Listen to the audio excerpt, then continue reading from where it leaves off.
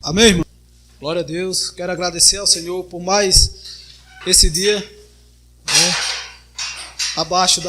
debaixo da graça do Senhor. Quero pedir aos irmãos que se colocam de pé. Quero falar para os internautas, dar um alô especial para o nosso pastor Cleuto, nosso obreiro lá, Vitória da Conquista, nosso irmão Alcion, também a nossa irmã Madalena, né? Está em dias especiais, mas tenho certeza que ela está ouvindo, juntamente com o seu esposo, o nosso diretor local, nosso irmão Charles, né? Nosso irmão Robson também, glória a Deus, que está fazendo online, provavelmente nosso irmão Genilton, nosso irmão Josué, todos aqueles que estão acompanhando pela internet. Quero dizer a vocês que a palavra de Deus, ela será alcançada a todos os corações. Amém, irmãos? Glória a Deus. Peço aos irmãos, em nome de Jesus, aqueles que estão acompanhando pela internet, quero dizer a vocês que a palavra de Deus, ela será alcançada a todos os corações. Amém, irmãos? Glória a Deus. Peço aos irmãos, em nome de Jesus, nossa irmã Cristina chegou agora, abra a Bíblia em Isaías. Isso mesmo, irmão, Jeremias mesmo. Jeremias, capítulo 33, verso 3. Amém? Hoje, irmão, nós estaremos,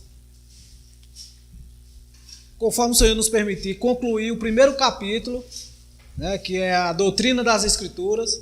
Glória a Deus. Em nome de Jesus, hoje nós temos que fazer tudo para concluir. Amém? E logo depois que nós concluir, ou melhor, na quinta-feira, provavelmente já vai ter um exercício. Melhor, o exercício já vai ser lançado hoje, para quinta-feira já trazer o exercício, né? Trazer pronto para a gente dar uma conferida no que os irmãos aprenderam. Amém? Pode ler nossa irmã Cristina, em nome de Jesus. Irmã Cristina, por favor. 33, isso.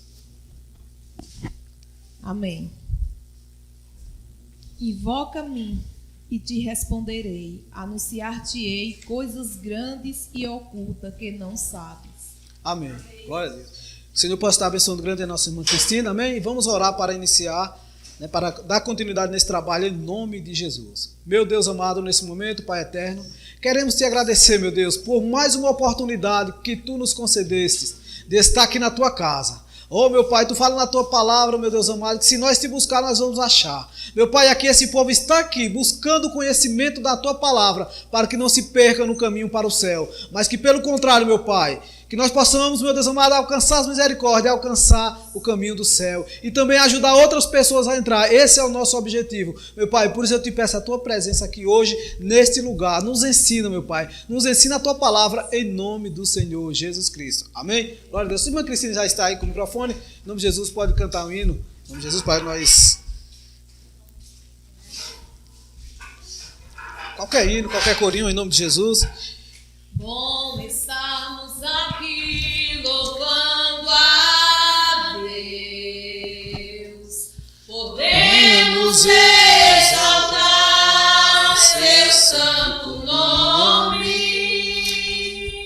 Bom estarmos aqui louvando a Deus, podemos exaltar seu santo nome.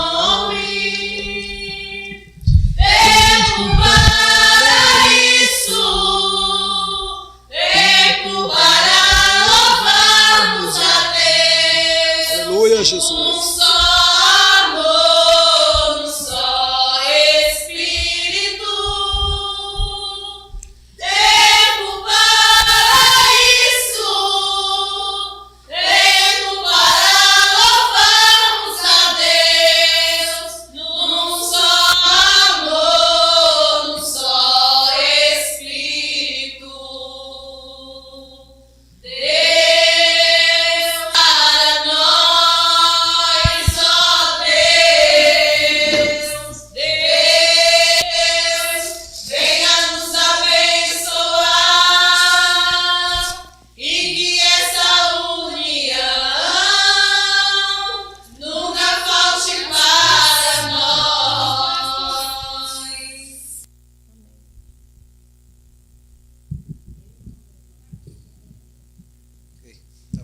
Nós estamos estudando essa, viu? Isso. Amém, irmãos? Glória a Deus. Então nós vamos iniciar. Já louvamos a Deus. Já lemos a palavra. Glória a Deus. Se as irmãs se ajustar aqui nas cadeiras, se adaptar. Amém? Glória a Deus. Queria dizer e pedir para os irmãos, em especial os irmãos que estão online, glória a Deus, se tiver alguma pergunta, alguma dúvida, ou se quiserem acrescentar alguma coisa, amém? O nosso interlocutor está aqui, o nosso irmão Rafael, glória a Deus. Eu gostaria que os irmãos passassem para ele, que a gente vai estar transmitindo aqui em nome de Jesus. É que nem eu falei, hoje nós vamos concluir o primeiro capítulo do estudo do curso Manejando a Palavra da Verdade, né, que é a teologia sistemática. Então, o tema o primeiro capítulo é Introdução ou Doutrina da Escritura. Amém? Nós paramos na página 15, irmãos. Nós falamos ali onde fala sobre a Septuaginta, a Vulgata, nós já falamos, não é verdade? E agora nós vamos falar da primeira tradução anglo-saxônica. Ou seja, na aula passada, nós falamos sobre as traduções da Bíblia. Aí nós já falamos aí sobre a Septuaginta, que foi uma das primeiras, depois veio a Vulgata. Agora nós vamos saber como foi a primeira tradução no anglo-saxônico. Amém? Glória a Deus. Se o irmão quer que ligue o ventilador, ele zoa um pouco, mas fresca também, né? Dá aquela... Os irmãos que sabem, se quiser, se vê que vai esquentar, ou então quiser ligar, pode ligar aí, já fica à vontade. Amém? Glória a Deus. Então, hoje nós vamos falar, na página 16, o tópico D, a primeira tradução anglo-saxônica. Amém, irmãos? Os irmãos têm uma ideia do que é anglo-saxônica? Quem já ouviu falar essa palavra na escola ou já ouviu? Só precisa levantar a mão, não precisa, ninguém vai explicar nada, tá entendendo? Pode ficar tranquilo. Eu só quero saber se os irmãos já ouviram essa palavra anglo-saxônica. O que é isso? O que foi isso? Tá entendendo? Anglo-saxônica. Já ouviu, né? Na escola já foi falado na escola isso. Glória a Deus. Eu quero dizer para os irmãos uma coisa muito interessante aqui hoje. É a respeito da dedicação no estudo. Amém? Irmão, se você se dedicar a cada palavra, a cada contexto, a cada observação dos irmãos, né? Quero dizer para os internautas aí, se quiser acrescentar alguma coisa, se os irmãos prestar bem atenção em tudo que for falo, os irmãos vão perceber que, na verdade, tem muitas coisas que nós passamos e não compreendemos. Está entendendo? Muitas coisas na história. Nosso irmão Messias vem com a história do Antigo Testamento. Vai ser uma aula maravilhosa, eu tenho certeza. Está entendendo? Porque vai falar muita coisa que nós já passamos, mas não compreendemos. Então hoje Deus pode estar revelando para você. Está entendendo? Nesse curso, Deus pode estar revelando algo novo para você que talvez até você já passou. E você não compreendia, mas o Senhor vai falar em nosso meio hoje, amém? Que esse curso, irmão, não é só para conhecer a letra, conhecer da história, não. É para que essa história nos leve ao céu, nos ajude a entrar no céu, nos aperfeiçoe, amém? Então, a história nos fala, né, sobre a Septuaginta. Eu acredito que os irmãos já sabem o que é Septuaginta. Vulgata, os irmãos vão ter uma noção. Eu digo, em casa vão estudando, vão pesquisando para acrescentar mais, agregar mais conhecimento para vocês, amém? Que é que nem eu falei, eu não vou pegar muito leve nas questões, nos exercícios, eu vou querer, não é coisa pesada, coisa difícil não, mas eu vou cobrar mesmo dos irmãos, vou cobrar e quero, né, no final eu já quero adiantar desde já, não, no final eu falo, amém? Então, vamos falar sobre a primeira tradução anglo-saxônica. O reverendo Bede traduziu os Salmos e os Evangelhos para o anglo-saxão. Alfredo o Grande ordenou que a Bíblia toda fosse traduzida, mas não viveu o suficiente para vê-la acabar. Pronto. Nós vamos falar rapidinho sobre o que é o anglo-saxão. Anglo-saxão, irmão, é uma parte, ou melhor, a Inglaterra. Aqui, isso aí, se os irmãos quiserem anotar bem, senão não tem problema. É só, entendendo? Na Inglaterra, muitos povos se reuniram, misturou. A questão de colonização. Se colonizaram na Inglaterra, né? Muitos povos. Os principais povos que povoaram na Inglaterra foram os anglos e os saxônicos. Foram os principais povos. quando eles se juntaram, nessa região da Inglaterra, eles começaram a dominar. Quando eles dominaram, era a língua de um jeito, a língua do outro. Então foi formando uma nova língua, chamada, nos dias de hoje a gente chama de inglês antigo. Né? Na verdade, o anglo-saxônico foi o que deu origem ao inglês. Pronto, até aí tudo bem, né? Então, essa língua anglo-saxônica, não pode até a língua anglo-saxônica é um inglês antigo, que teve muitas mudanças e chegou no inglês de hoje. Né? Então, aquela região, vocês viram lá, primeiro o hebraico, né? Foi a língua do momento, depois o grego foi a língua do momento, e agora nós já estamos falando, depois o latim, agora nós estamos falando do inglês, mas o inglês antigo, que são anglo-saxônicos. Está entendendo? Então, o reverendo Bede, da região da Inglaterra, chamado anglo-saxônica, né? Ele começou a divulgar, a traduzir os primeiros livros. Melhor, foi Provérbios e Salmos. Alfredo o Grande, que era o rei dessa comunidade, desse país, né, um dos primeiros reis desse país, ele ordenou que a Bíblia toda fosse traduzida na língua anglo-saxônica. Está entendendo? O plano de Deus para que a Bíblia chegue até nós, né? A Bíblia fala que a palavra de Deus será pregada ou por interesse, ou para salvar pessoas, ou de todos os jeitos ela vai ser pregada, mas ela não vai deixar de ser pregada, não é verdade? Então o próprio rei, ele se encarregou de pedir uma obra completa na linguagem anglo-saxônica, que é o antigo inglês. Irmão, estão compreendendo? Então ele pediu no ano 880. Isso aqui nós já estamos depois de Cristo, viu, irmãos? Já estamos aqui depois de Cristo, né? Lá o hebraico ficou para trás, o grego ficou intermediário, o latim ficou forte, já na época de Jesus, e agora nós já estamos falando 880 anos depois de Cristo. A língua já está se modernizando para os nossos dias, né? Nós vamos chegar lá. Então os irmãos compreenderam, não é isso? Então isso aí foi uma das primeiras traduções já na nossa linguagem, entre aspas, quando eu digo nossa linguagem, porque é o antigo inglês que depois se tornou o novo inglês, que é o inglês atual, e praticamente derivou muitas línguas aqui para o Ocidente. Os irmãos compreenderam? Amém? É mais uma língua. A Septuaginta foi do hebraico para o grego, vocês não estão entendendo? A Vulgata foi do hebraico para o grego também, e também para o latim, em especial. O inglês, esse anglo-saxônico, ele já puxou também do hebraico, do grego, tá entendendo? Sempre eles buscavam as fontes mais velhas, as fontes mais confiáveis. Então o anglo-saxônico é uma linguagem, a Bíblia foi traduzida no anglo-saxônico, que abriu os horizontes agora para o Ocidente. Né? Até o nosso irmão Charles, ele falou sobre o Oriente, a parte oriental e a parte ocidental, que é o nosso mundo hoje. Né? Os irmãos estão compreendendo? Então o anglo-saxônico é mais uma linguagem.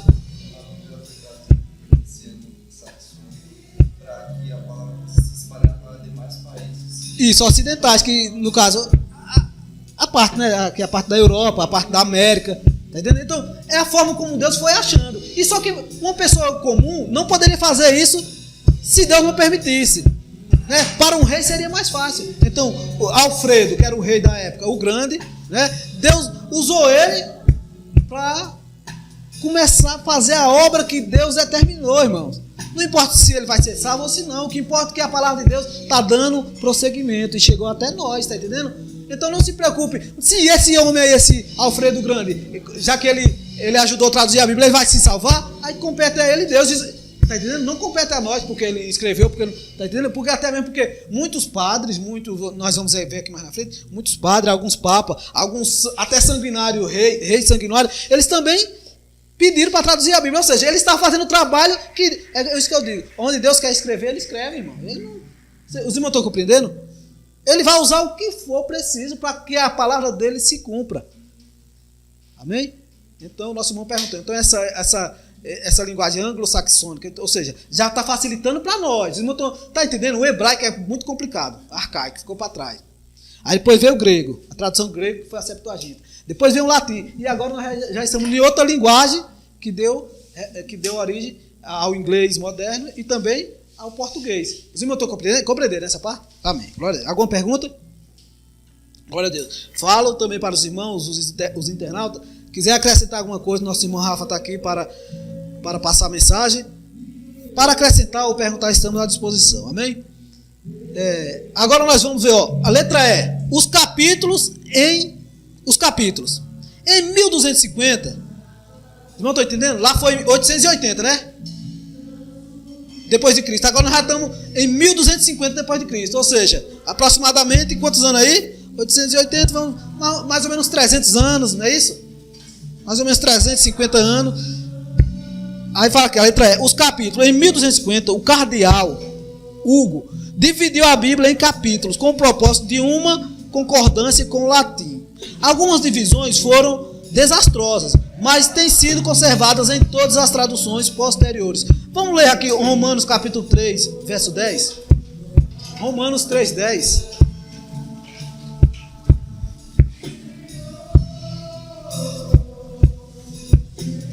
Glória a Deus.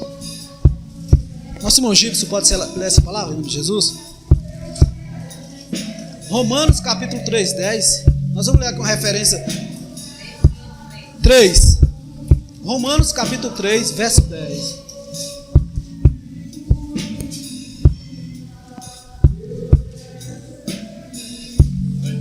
Isso, amém. Tá, pra cima mesmo, pra cima. Amém. Romanos 3,10. Isso.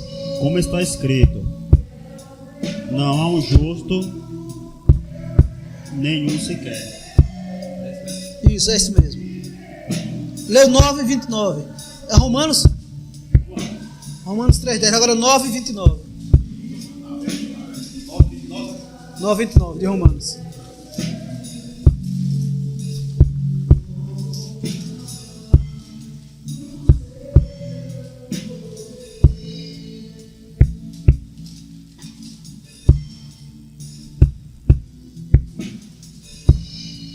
Que como antes disse Isaías, se o Senhor dos Exércitos nos não deixará descendência, teríamos sido feitos como Sodoma e seríamos semelhante a Gomorra. Amém. Irmãos, não é Romanos 11. Aí é outra anotação. Espera um pouco. Viu? Deixa eu explicar aqui, depois eu vou para esse versículo aí. É que a anotação que está... Em 1250, o cardeal Hugo dividiu a Bíblia em capítulos com propósito. É porque teve uma anotação aqui. Os irmãos, aguardem um pouco, depois nós vamos falar sobre Romanos, esse Romano que ele leu.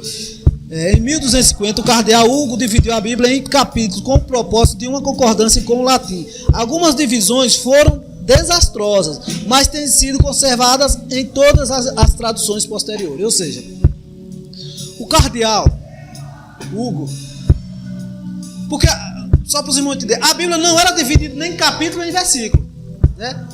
Primeiramente era verbal, era falada, né? Nós vimos lá que era falada, não se escrevia nada no início. E mesmo com os manuscritos, quando foram escritos, né?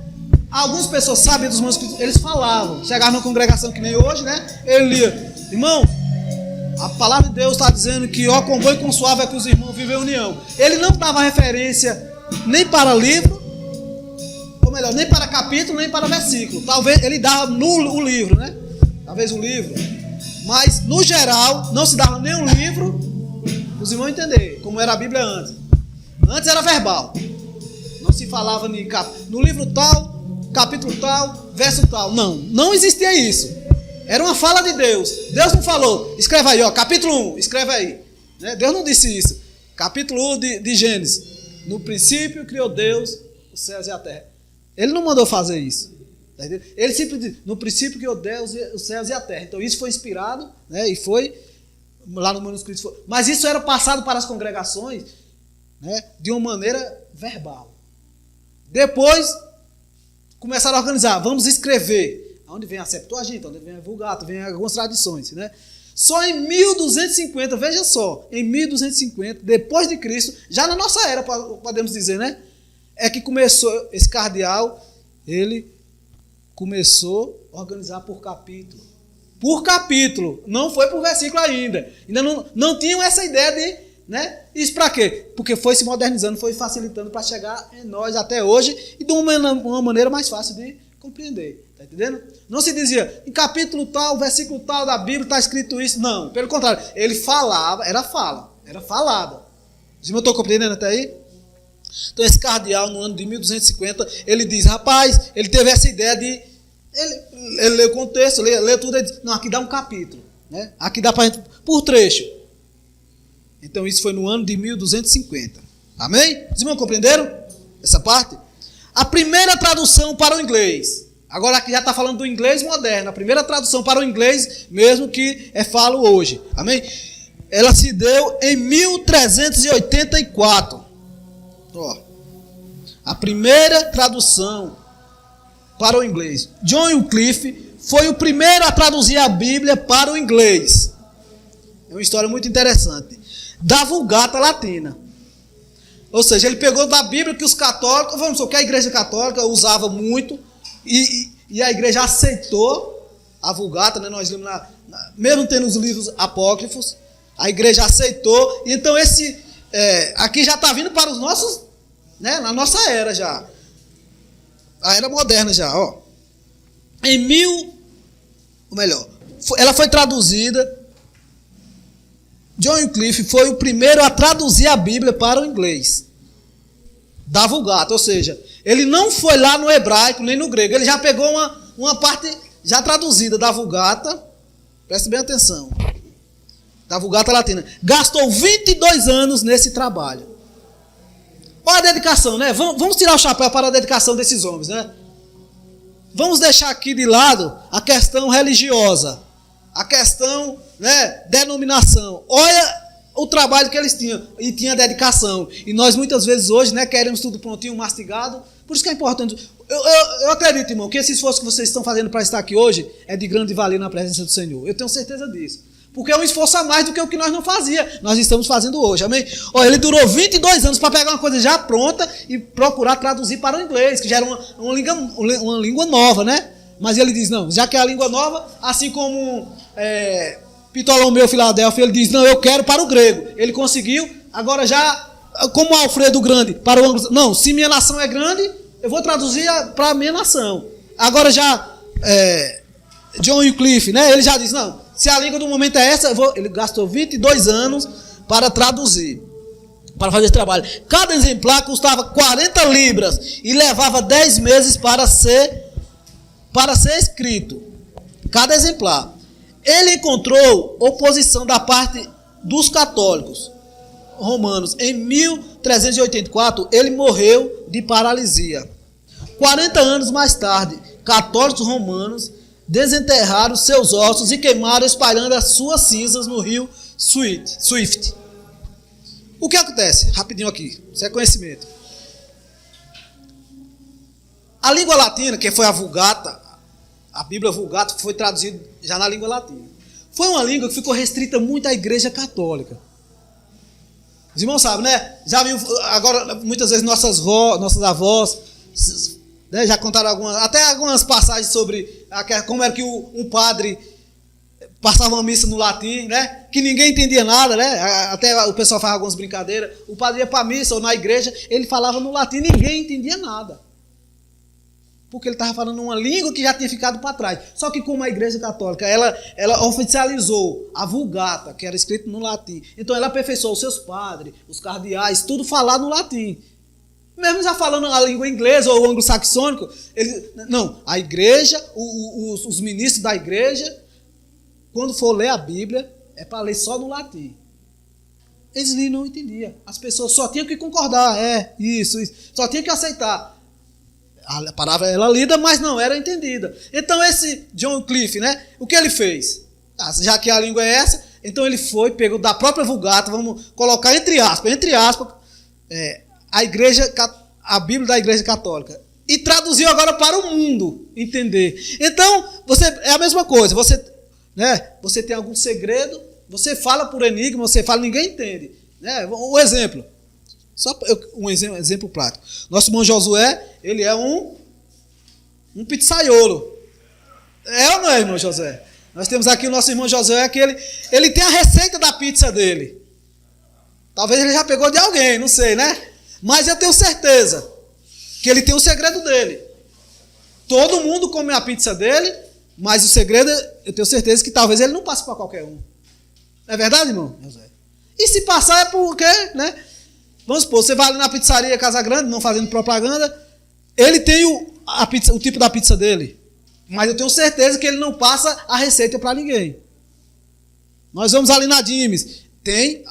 E se você for comer da pizza da Dimes, da Casa Grande, do irmão Josué, cada um é diferente da outra. E ninguém passa a receita. Agora vamos supor que o irmão Josué sabe de uma, eu vou passar a receita. Ou então alguém chega lá, a Carlinha ou o filho do Josué. Pode falar, irmão Josué.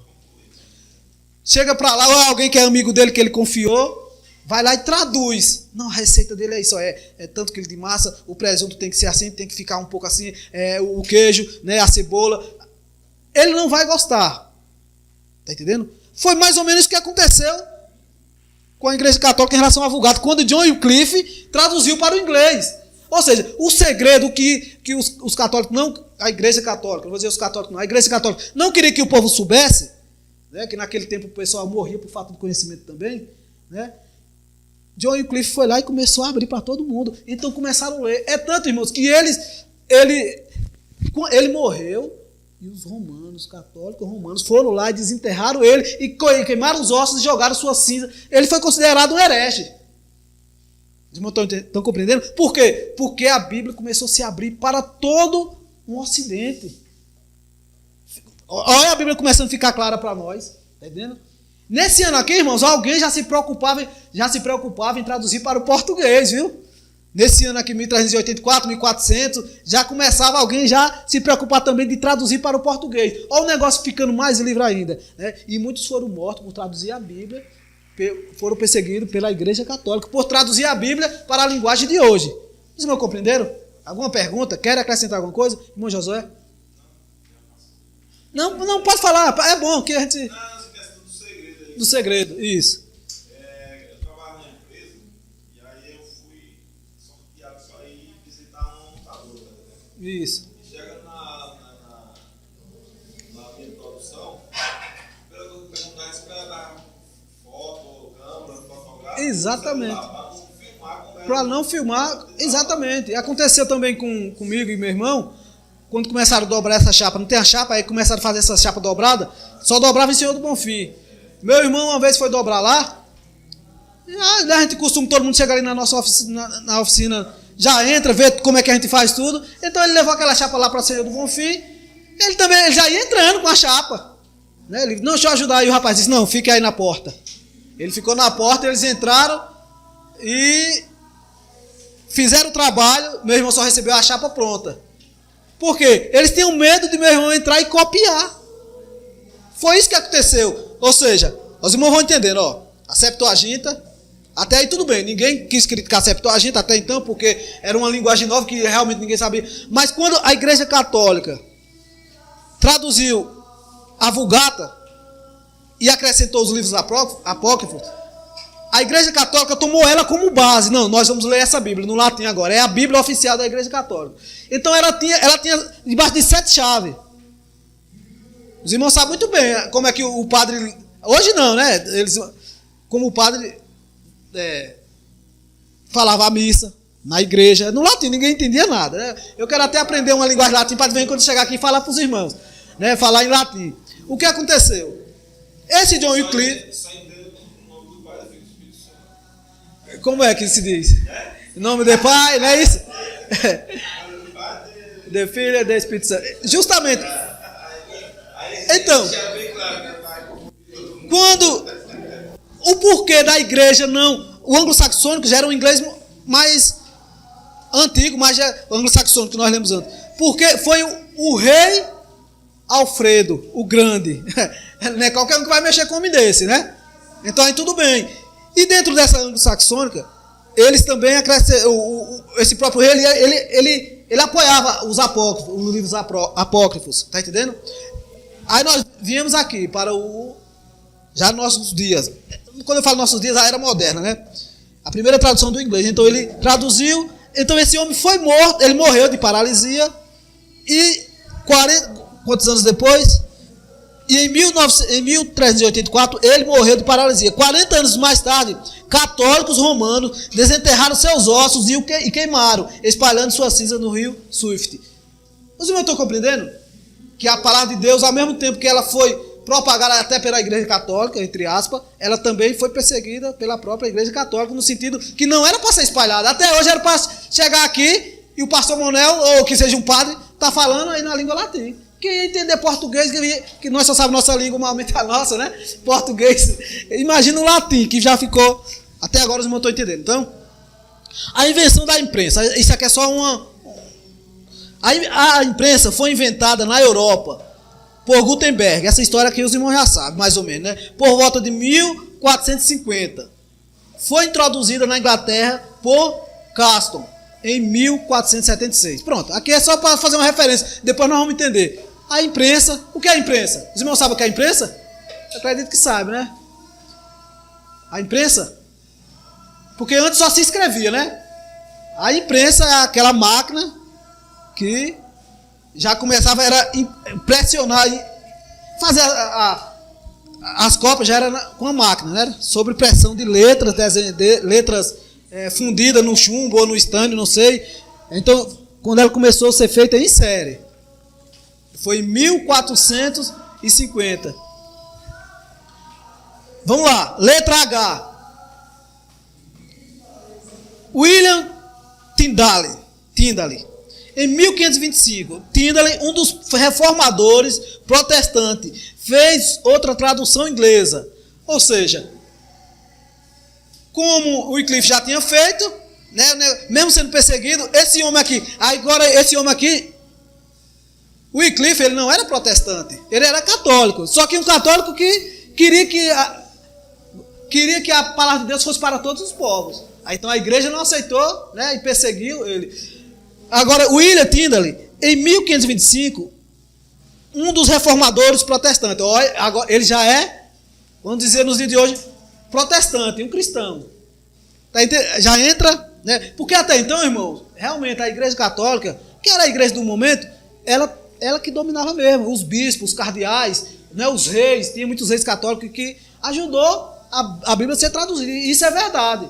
Tá entendendo? Agora, em 1522 e 25, Tyndale, um dos reformadores protestantes, depois nós vamos falar sobre a reforma, fez outra tradução inglesa. Foi o primeiro a publicar um Novo Testamento, impresso em inglês. Agora pronto, já passou, a canetinha, ou o lápis, ou a pena, já está ficando para trás. Já é a era da imprensa, né? E foi um protestante aqui, ó. Um dos reformadores protestantes fez a tradução inglesa e foi o primeiro a publicar um Novo Testamento impresso em inglês.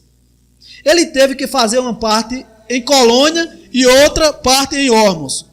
Os testamentos eram contrabandeados para a Inglaterra em fardos de algodão, sacos de farinha. Ou seja, ele foi o primeiro a imprimir a Bíblia.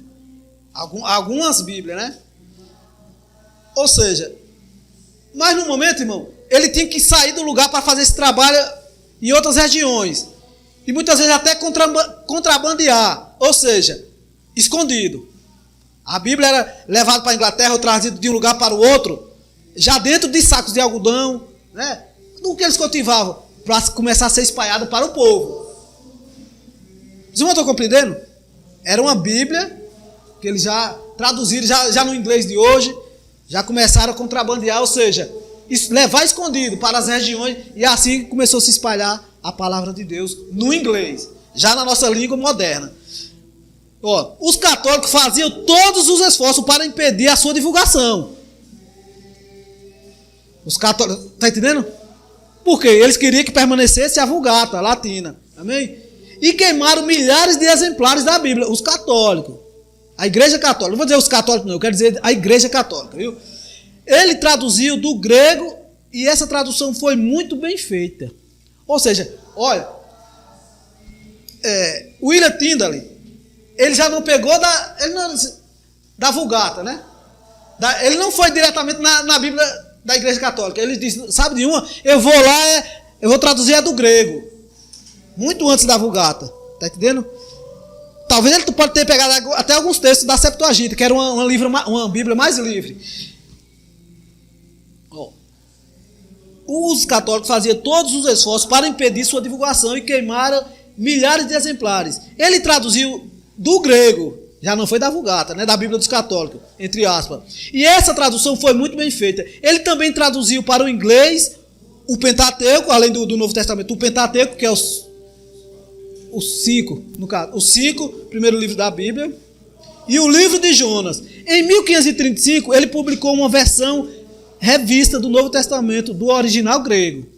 Em 1536, Tyndale foi estrangulado e queimado numa fogueira. Por que ele foi queimado, irmão? Vocês imaginam, depois de tanta perseguição? Pela Igreja Católica. Né? Ele foi estrangulado e queimado em uma fogueira. Por quê? Porque é um homem que estava abrindo os horizontes para a humanidade, sobre a palavra de Deus, para o mundo moderno. E a Igreja Católica não queria isso. Compreenderam, irmãos? Glória a Deus.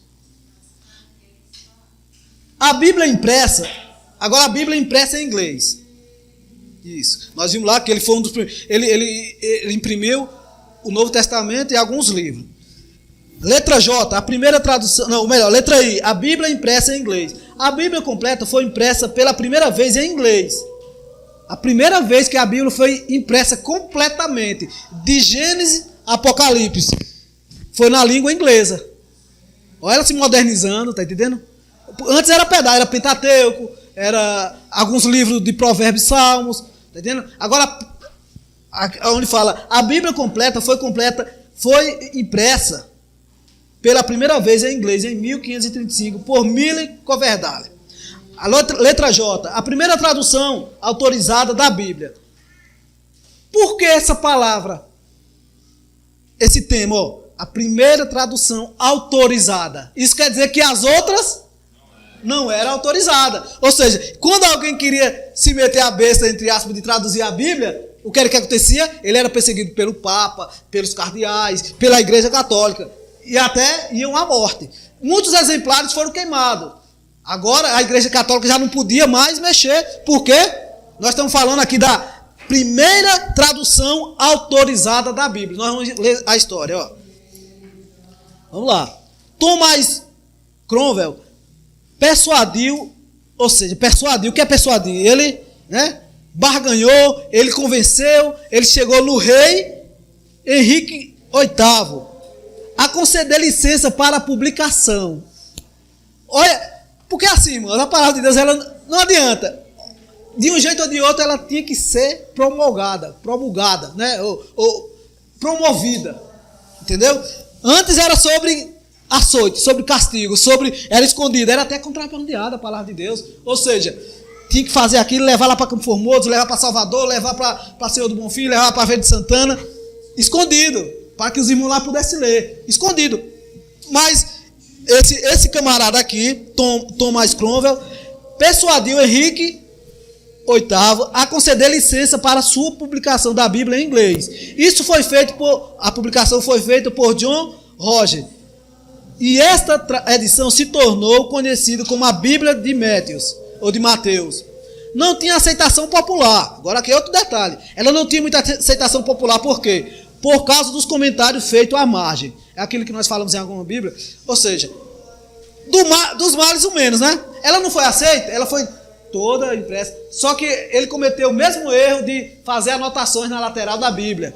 E as pessoas que liam, né, deixavam muitas vezes de ler o original, ou de ler não, até de aceitar o original para começar a ler os detalhes, né? As observações. E por isso que ela não foi muito aceita. Tá entendendo? Vamos lá.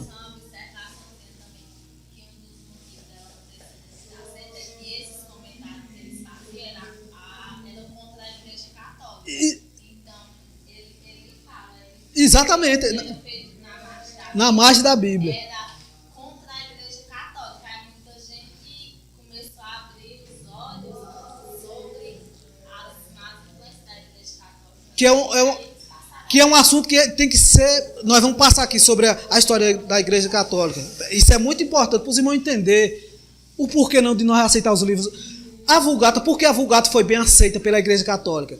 Porque, irmão, você vai ver lá, depois nós vamos falar sobre os livros apócrifos, que o que é, vamos supor, os apócrifos, eles induziam, eles ajudavam a igreja, entre aspas, a receber indulgências. Um exemplo, tá entendendo? Coisa que era favorável à Igreja Católica, os apócrifos, por isso que ele aceitou a Vulgata, porque a Vulgata foi escrito, esses mesmos comentários, essas mesmas anotações, foi feito na Vulgata.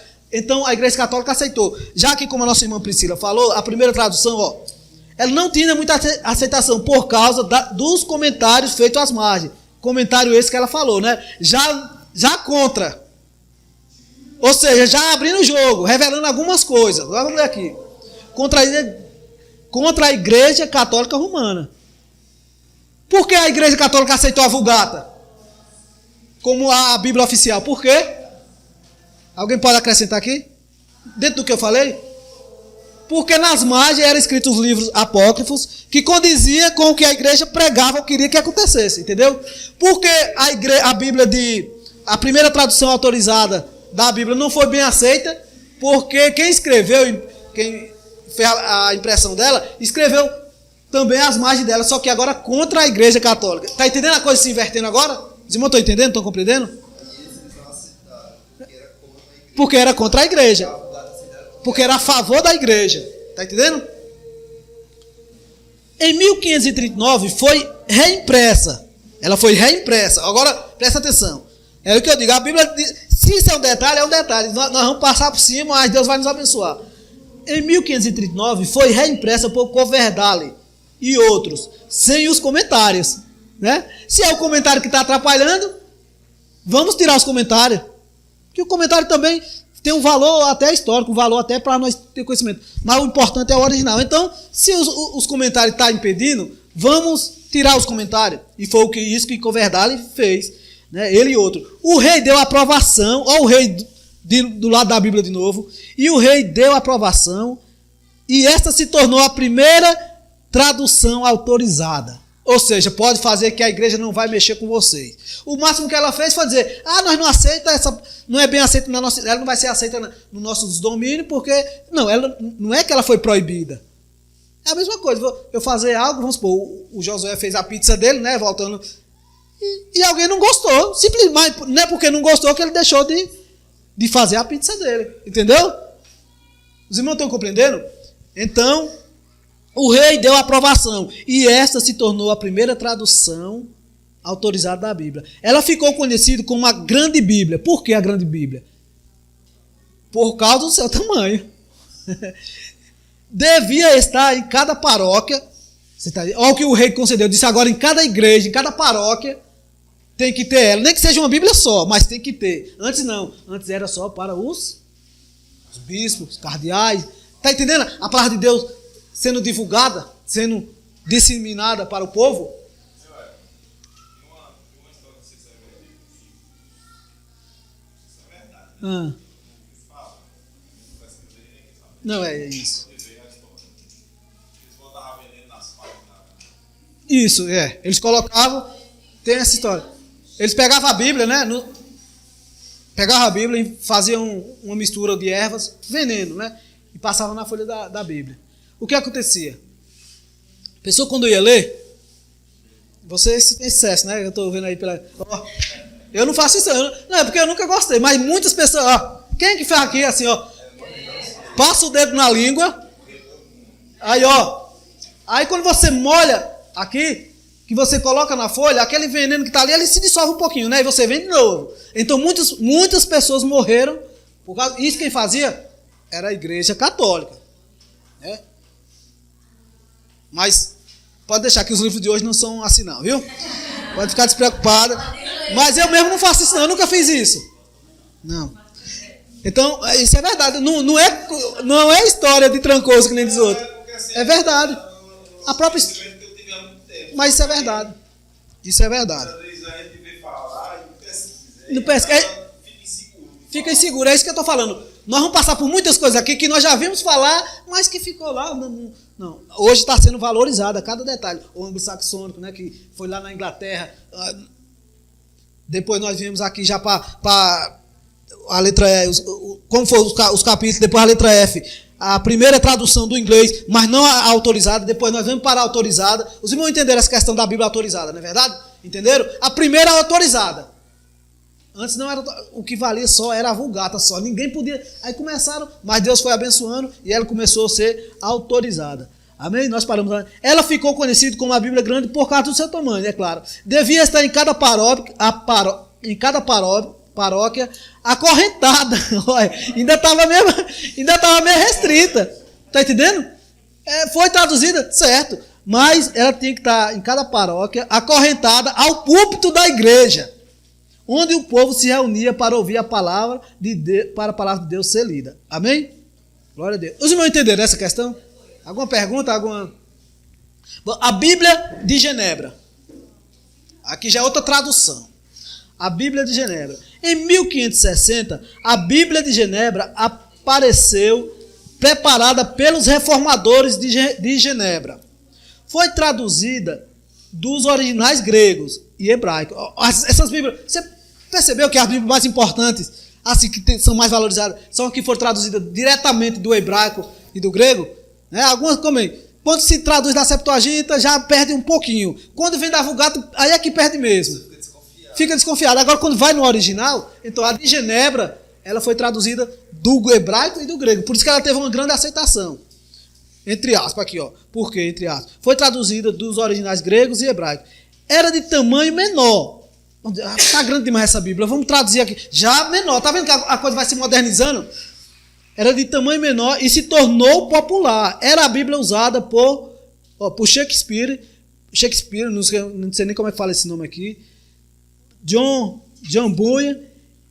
E foi traduzido para a América pelos colonizadores. Eram importantes pelas seguintes razões. Por que elas eram importantes? Dividia os textos em versículos. Aqui é a primeira vez que ela é dividida em? Porque capítulo, lá o cardeal Hugo, em 1250, ele teve a brilhante ideia de capítulo. Já aqui, em 1560, a de Genebra já dividia os capítulos em versículos. Sempre para melhorar, né? Sempre para melhorar. Sempre vai melhorando. Usava o tipo romano de leitura mais fácil, né? O sistema romano, né, que nós herdamos era mais fácil. Foi a primeira a usar os caracteres itálicos para as palavras acrescentadas pelos tradutores, por causa do idioma inglês. Ou seja, ela já era escrita, quando tinha algum tema, algum título, já era em negrito, vamos dizer assim, né? Já era em negrito. Hoje os irmãos estão com canetinha rosa, laranja, verde, né, para grifar, para chamar atenção. Então, você vê que isso aí já vem dessa Bíblia, né? Os irmãos, quando ele queria fazer alguma coisa, ele já era negrito, né? Já era mais escuro. A letra mudava, já para chamar a atenção. Amém, irmãos? Os irmãos compreenderam isso? Então, vamos para a letra M. Segundo?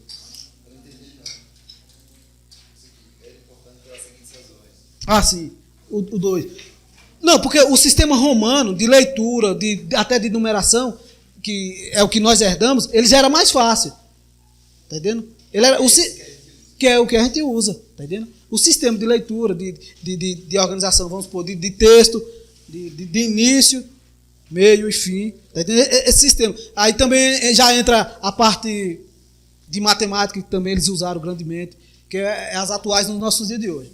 Amém? Alguma pergunta sobre esse tema? Vamos. Letra M, a Bíblia de Douay. Em 1582, os católicos, vamos prestar atenção em cada palavra lida, viu? Em 1582, os católicos romanos traduziram o Novo Testamento em Reims. Douay é uma cidade e Reims também é uma cidade. Agora, de que país? Nós já falamos lá da Grécia, já falamos de Roma, já falamos de qual cidade? Da Inglaterra, né? Dos anglos, dos saxônicos. Agora nós estamos falando. Os irmãos sabem que cidades são essas? Douay ou Reims? França. A palavra já começa a se espalhar, né? Agora já da França, nós estamos falando da França. Em 1582, os católicos romanos traduziram o Novo Testamento em Reims. Em 1610, traduziram o Antigo Testamento em Douai. Essa tradução inclui os livros apócrifos. Por que inclui os livros apócrifos? Porque quem foi que escreveu? Os católicos romanos. Está entendendo? Então eles não vamos traduzir aqui para o francês, mas nós vamos se basear na Vulgata. Né? Vamos colocar os apócrifos. Então eles acrescentaram os livros. Pode entrar, minha irmã. Os livros apócrifos. Agora já no francês, olha. Agora a diferença, irmão, para os irmãos entenderem, olha, viu? Hebraico, que ficou arcaico, né? Grego, latino, inglês e francês. Olha, do hebraico, onde nós já estamos. Quantas línguas aí? Né? 5 a 6. Aí vai disseminando. Entendeu? Então os católicos, é o que eu falei, nós não podemos tirar esse mérito. A Igreja Católica ela ajudou muito na tradução da Bíblia. Isso aí é mérito deles. Também deles, né? Que o protestante. Só que tem uma diferença. Os protestantes, aí já entra a reforma, quando eles entraram foi por baixo mesmo, foi solando. Tá entendendo? Tirando os erros, tirando o que não era proveitoso, as anotações, eles foram tirando. As próprias anotações deles, eles também conseguiram tirar. Entendeu? Mas o grande mérito é da Igreja Católica. Um dos grandes méritos na tradução da Bíblia. Vamos lá. Foi traduzida da Vulgata Latina, né? O que eu acabei de falar. E contém erros grosseiros. Isso aí. Os livros apócrifos são... Agora vamos falar um pouquinho dos apócrifos, viu? Livros apócrifos são os 14 livros incluídos na Bíblia Católica. Você já ouviu falar, né? Que a Bíblia Católica, eu quero até adquirir uma Bíblia Católica. E é bom, porque nós vamos ler, né? Tem uma, tem, Netinho? Não jogue não. Coloca na sua biblioteca. É grande, era? Olha, é o que eu falei. Muitas pessoas dariam tudo para ter uma Bíblia dessas antigas. É sério. Desses aí, pois guarde, pega e coloca na sua biblioteca, viu? Vamos pegando o que for de Bíblia, não importa, porque o Espírito Santo ele vai te guiar. Por isso que você está estudando, para saber. Não, esse aqui, ó, até para dar exemplo para alguém, porque se eu tivesse uma Bíblia escrita em latim aqui, seria bom eu apresentar para os irmãos, não era? Uma Bíblia mais antiga, mas isso aí a gente... Ó, a palavra apócrifo significa escondido ou secreto. Por aí você já tira, que as coisas de Deus não é escondido. Ou secreto. Mas usada aqui para designar os escritos cuja autenticação não foi comprovada. Os livros apócrifos não estão incluídos em nossa Bíblia. Por que eles não estão incluídos? Exatamente. Aí o que acontece? Muito bem, só vou explicar isso aí, essa parte, e aí nós já vamos para o intervalo. Foi rápido, não foi? Ó, o que acontece? A nossa irmã Ana, é o que eu falei aqui, sempre falo na outra aula. Você diz, irmãos, quer dizer se eu fizer o IBA ou fazer qualquer curso teológico, isso vai me levar ao céu? Vai não. Mas não conhecer pode te tirar do caminho do céu. Porque a nossa irmã Ana falou muito bem. Alguém perguntou para ela, com certeza foi católico, né? E dos abusados, pelo jeito. Chegou para você e disse, me diga por que aqui os livros apócrifos não estão na Bíblia de vocês. Se você não entendeu por que, você vai dizer, rapaz, a minha Bíblia só tem 66, o deles tem quase 80. Aí você não sabe dizer o porquê. Aí eu só respondi assim, eu era nova convertida, tem uns 3 meses. Isso. Eu não sei explicar, mas eu vou me informar, não se preocupe não, porque eu me viro depois. E tu está se formando hoje, 15 anos depois. Aí depois eu fui até o pastor meu, até ver a ele me deu um estudo. Isso. Tudo direitinho, aí eu fui essa pessoa. Ah, sim. Então, o porquê? Primeiramente, irmã, ou você, qualquer pessoa, se lhe perguntar isso hoje, você diz, olha, porque em primeiro lugar, acima de todas as coisas, não foi inspirada por Deus. Não foi inspirada por Deus. Aí sua mãe diz, Alguém vai dizer, isso é resposta? Aí você vai dizer, aí você pode dizer, você vai voltar nos nossos estudos, que nós estamos dando, você vai falar o quê? Quando ela dizer, não, porque não foi inspirada, quem disse que não foi inspirada? Aí você diz, olha, quem escreveu os apócrifos, a primeira Bíblia que acrescentou os apócrifos foi Jerônimo, um dos homens mais católicos que existia na época. Foi ele que escreveu a Vulgata, uma Bíblia chamada, ele traduziu, Vulgata, e na época dele já se falava nesses livros. Aí ele foi e acrescentou umas anotações. Só que no final, porque muitos protestantes, muitas pessoas querem condenar Jerônimo. Só que ele mesmo colocou, esses livros acrescentados são meramente para, só tem efeito histórico e para curiosidade das pessoas. Ele mesmo, né? Porque algumas pessoas falam que foi Jerônimo que acrescentou, foi por causa dele. Não, realmente, ele que acrescentou. Mas vamos supor, tinha um livro da Bíblia e já se via falar de outras pessoas que tinham história, que falavam. Irmãos, se você vê o que é que os livros apócrifos falam, eu só vou dar só um detalhe, só vou falar um. É muito, mas só vou falar. Sabe o que é aquele... E em alguns livros apócrifos fala sobre Jesus? Diz alguns livros desses que Jesus, quando era criança, estava brincando, que nem toda criança já brincou. De cavalinho, de bunzo, fazer o curralzinho, não é isso? Quem não já fez isso? Acho que até as meninas já fizeram. Fazer o cavalinho de barro, fazer um passarinho. Aí um livro dele diz que quando ele estava brincando com algumas crianças, ele ordenou que aqueles passarinhos voassem e os cavalos saíssem andando. E saíram andando e os passarinhos voaram. Então seus pais, ou aquelas crianças que brincavam com Jesus, foi até seus pais e contaram a história. Aí os pais disseram, pois se afaste dele que ele é um feiticeiro. Isso é só um dos detalhes que está escrito no livro apócrifo. Está entendendo? Outro livro apócrifo diz que para se expulsar demônio tem que ser com alho. Com alho ou algumas... Água benta. Não, água benta já foi a igreja católica mesmo. Você está entendendo? Isso é só um dos detalhes. Outra vez... Outro dos livros diz que Jesus ia andando, veio uma criança, bateu nele, e ele com sua mão, estendeu a mão e aquela criança virou pó. Foge do que Deus... Depois nós vamos falar. Pronto, tem um livro apócrifo que fala assim, viu? Olha a barbaridade. Quem escreveu aí foi? Hã? Não, já tinha a história na época, já rolou. Não foi ele que... Não, ele copiou. Ou seja, ele fez a Bíblia, aí aqui a Bíblia, no lado da Bíblia, fora da Bíblia. Não, ele copiou. Só que no final ele diz que, porque tem muitas informações históricas mesmo nesse livro, histórica, que fala da história, que é de grande valor. Tem... Sabe de onde faz inspiração. Exato, que não foi de Deus. E tem muitas coisas nos livros apócrifos, nós temos que entender isso. Condena. Não, nós temos que entender muitas coisas nos livros apócrifos. Tem muitas coisas nos livros apócrifos que servem para a história, para você saber quem era o rei da época. Isso é até importante. Até Jerônimo escreveu, olha, só tem efeito histórico. Aí tem as lendas. Nos dias de hoje não tem a lenda? Da mula, né? A mula sem cabeça? Não tem? A mulher de 7 metros? Quem já viu a mulher de 7 metros?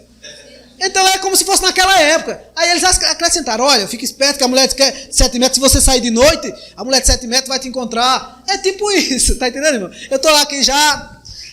Pois pronto, os irmãos entenderam o porquê? Agora vem aqui As escrituras estão... Pronto. Os livros apócrifos não estão incluídos em nossa Bíblia. Por quê? Eu tenho que ler pelo menos essa página 18, viu? Para nós podermos ir para o intervalo. As escrituras estão encerradas em si mesma e absolutamente completa e não falta nada. Não há qualquer referência aos livros apócrifos no Novo Testamento. Não há. Se você, no Novo Testamento, se você for comparar o Novo Testamento com os livros apócrifos, nada faz referência. Porque você vê, Mateus fala de Lucas, fala lá de Paulo, um sempre fala do outro, né? Mas lá, e fala do Velho também, mas nada leva aos livros apócrifos. Há 3 advertências solenes a respeito de se acrescentar algo à Bíblia. Moisés, Deuteronômio 4:2, nada acrescentareis à Bíblia, que vos mando, nem diminuireis dela, para que guardeis os mandamentos do Senhor, vosso Deus, que eu vos mando. Salomão, em Provérbios 36, nada acrescentes à sua palavra, para que não te repreendas e seja achado mentiroso. Sim. Olha uma das mentiras. A Bíblia diz, não fala nada que alguém vem te dizer que tu é mentiroso. A Bíblia, os apócrifos, tem um livro que diz que uma mulher jejuou. Não vou dizer... Está escrito assim, que ela jejuou até a sua morte. Ela ficou... A sua vida inteira ela jejuou. A sua vida inteira ela jejuou. Humanamente falando, não existe. Quantos dias Jesus jejuou? Que ele é o nosso maior exemplo. 40 dias. Essa mulher foi do dia que nasceu até o dia que morreu. Só se ela nasceu num dia com 3 dias, né? Às vezes é isso. Só que diz que ela era uma senhora. Então, aí, e Provérbios já diz, nada acrescentei às suas palavras, para que não te repreenda e seja achado mentiroso. Um dia eu fui contar uma história para os meninos, quando eu era mais novo, até na roça do Juninho mesmo, logo quando eles compraram. Aí a gente ficou contando umas histórias. Eu contei uma que os meninos disseram, não acredito não. Me chamaram de mentiroso. Tá entendendo? Porque era absurda a história que eu contei. Tá entendendo? E os meninos contaram outra. Um rapaz, eu lembro como hoje, tinha um que falou, esse rapaz, um dia eu estava na roça, eu vi uma coisa, uma onça parda, matou um jumento. Tu lembrou? Matou um jumento e ela tinha que passar para o outro lado da roça para poder comer o jumento, né? Se alimentar do jumento. E ele com a boca pegou aqui o jumento e jogou do outro lado. Aí os meninos começaram a querer resenha. Então são coisas que não dá para acreditar. Tá entendendo? Aí a Bíblia diz, não, quem foi? Você lembra, tá vendo? Então, Provérbios fala, nada acrescenteis. Ela disse que era mentira, disse, foi verdade. Ele disse, não, rapaz. Ela disse, não, é mentira. Isso aí é mentira. Ele disse, não, rapaz, foi verdade. Eu não vou contar a minha, não, que aqui os irmãos não... Então, é que ela estava brincando, né? Só que ele levou a sério. Ele disse, não, rapaz, foi verdade. E os meninos começaram a brincadeira. Pronto. Só que a gazela é mentira, sabe? É porque o final não tá aqui, pelo provável. Já morreu. Um dia chamaram um rapaz, só para distrair, nós já vamos sair dessa parte. Chamaram um rapaz, falou o nome do rapaz, vem aqui contar uma mentira para nós. E ele disse, rapaz, como é que pode, rapaz? Eu tô apressado, meu passo preto voou com gaiola e tudo, e vocês vêm mandar contar uma mentira. Então são tipo essas coisas que está escrita, tá vendo? Só para descontrair os irmãos, amém? Então vamos para João, a terceira. Apocalipse 22, do 18. A todo aquele que ouvir as palavras da profecia desse livro, testifico. Se alguém lhes fazer qualquer acréscimo, Deus lhe acrescentar os flagelos escritos neste livro. E se alguém tirar qualquer coisa da palavra dessa profecia, Deus tirará a sua parte da árvore da vida, da cidade santa e das coisas que se acham escritas nesse livro. Os livros apócrifos não são reconhecidos pelos judeus. Ou seja, os judeus lá em Israel, os ortodoxos, né, que são os primitivos, ou pela igreja cristã, que somos nós, como sendo inspirado. Os apócrifos contêm grandes números de tolices lendárias e alguns erros históricos crassos. Acho que é coisa fora do normal. Amém, irmãos? Vamos ter uma pausa para tomar uma água e fazer o lanche. Amém? Então eu peço aos irmãos... Tem lanche hoje, amém? Então eu peço aos internautas aí, o nosso pastor Cleuto, o irmão Alcion, o nosso irmão Nelsinho, nosso irmão Robson, nosso irmão Genilton. Nós vamos dar uma pausa de 10 minutos e logo com 10 minutos nós voltaremos em nome de Jesus. E o lanchinho aí, José está perguntando se vocês querem um lanchinho, amém? Então fiquem à vontade, em nome de Jesus. Voltaremos em 10 minutos, meus irmãos. O lanche, glória a Deus. Os internautas, só queria o nosso irmão Cleuto aqui, pastor Cleuto, ele acrescentou alguma coisa aqui sobre, e é de grande importância. Os irmãos que estão fazendo online, né, estão fazendo pela internet, por favor, confirmar a presença, dizendo ok ou amém, estou aqui. Porque muitas vezes, né, os irmãos não estão, da mesma maneira que vai ser tratado os irmãos aqui, né, a aula presencial, os irmãos também, eu queria pedir esse favorzinho, o nosso irmão Cleiton lembrou bem, dá um ok, amém, estou ouvindo, no início e no final, 7h30 e 9h30. Amém, meus irmãos? Os internautas aí, em nome de Jesus, coopere, que tem a lista de chamada. Por enquanto eu só estou anotando a presença dos irmãos, mas vai ter a lista de chamada. Em nome de Jesus, então isso é muito importante. Obrigado aí, irmão Cleito, por estar nos advertindo sobre isso. Amém? Então vamos voltar agora. Ainda página 18, mas já finalizando. Página 18. Como obtivemos nossa Bíblia em português? Como obtivemos? Vou fazer uma pergunta aqui rápida. Quem quiser, irmãos, eu vou pedir uma coisa que eu quero no final desse livro, que os irmãos, que eu faça mandar os irmãos. Não, espera um pouquinho. Não, quando eu pedir para responder, 10 pessoas levantam a mão, eu tenho que me bater para escolher uma. Né? Não é porque eu fico me batendo para... Eu quero que os irmãos fiquem bem à vontade, tranquilo. Olha, é o seguinte. Vou fazer essa pergunta. Como você acha que nós... Foi derivado de quê a Bíblia portuguesa? Assim por cima. Você acha que veio de que língua? Assim, de acordo com a evolução que foi evoluindo, você acha que o português, a Bíblia em português, ela veio de qual língua? Assim, ela derivou de qual língua? Inglês. Dos americanos, do inglês, que é a mesma coisa? Do inglês, que é o mais fácil. Espanhol. Quem mais? Para você ter uma ideia, onde nós nos precipitamos, não foi do inglês. Porque dá a impressão que o inglês sempre é aquela língua superior, que os portugueses já aprenderam com os ingleses. Pelo contrário, enquanto o Wycliffe, né, ele estava se preocupando em traduzir para o inglês, já tinha alguém se preocupando também em traduzir para o português. Praticamente foi na mesma época. Amém? Só ressaltando o tópico aqui, sim, eu estava lendo uma pesquisa, diz que a Bíblia traduzida em português é uma das melhores do mundo. Está entendendo? Diz que a língua portuguesa, a Bíblia, quando foi traduzida em português por João Ferreira de Almeida, que nós vamos ver, né, e outros, né? A gente fala João Ferreira de Almeida porque é a mais marcante. É uma das melhores do mundo. Está entendendo? Ou seja, é uma Bíblia que nós como brasileiros, vou usar aqui brasileiros, amém? Foi francês, não é? Não foi francês. Nós vamos ler aqui um pouco, viu? Nós como língua portuguesa, nós temos que se orgulhar, porque um dos melhores tradutores da Bíblia foi português. Então, eu sabia que os irmãos iam dizer do inglês, né? Porque, né, dá a impressão que vem de lá, os ingleses, aí nós aprendemos com ele de maneira alguma, amém? Enquanto eles estavam lutando, nós vamos ler aqui, amém? Os portugueses também, mesmo como eu falo, a igreja católica, quando eu falo, irmão, dá a impressão que é a igreja que é hoje. Não, é naquela época, tá entendendo? Vamos ver, ó. A história da Bíblia em português é cheia de lãs. Realmente, teve algumas coisas que veio do espanhol. A nossa irmã Nara, você falou do espanhol, tem algumas, mas no geral, esqueça o inglês. Tira isso, os ingleses, não, pelo contrário. Os portugueses, pelo menos esse mérito teve, né? A história da Bíblia em português é cheia de lances dramáticos e tão antiga quanto a Bíblia inglesa. Entendeu?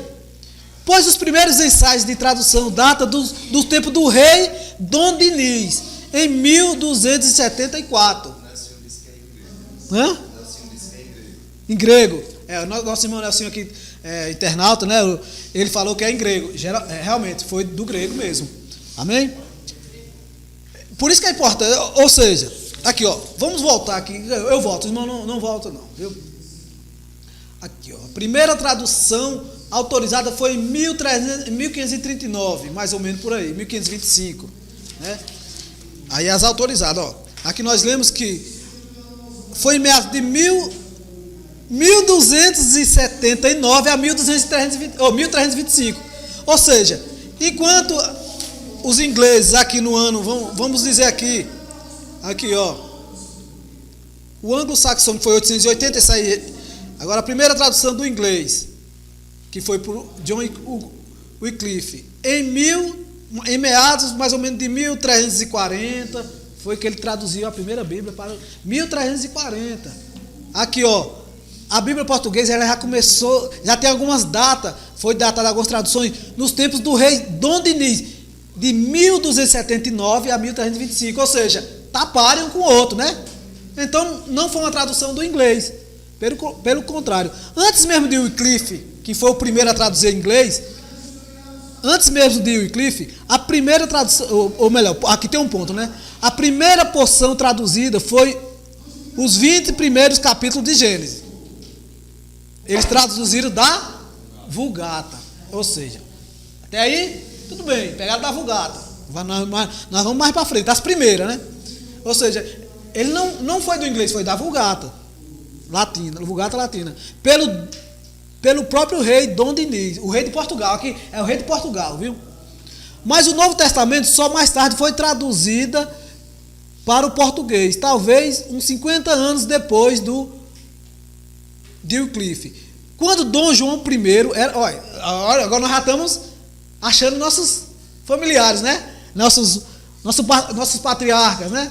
Dom João I, né?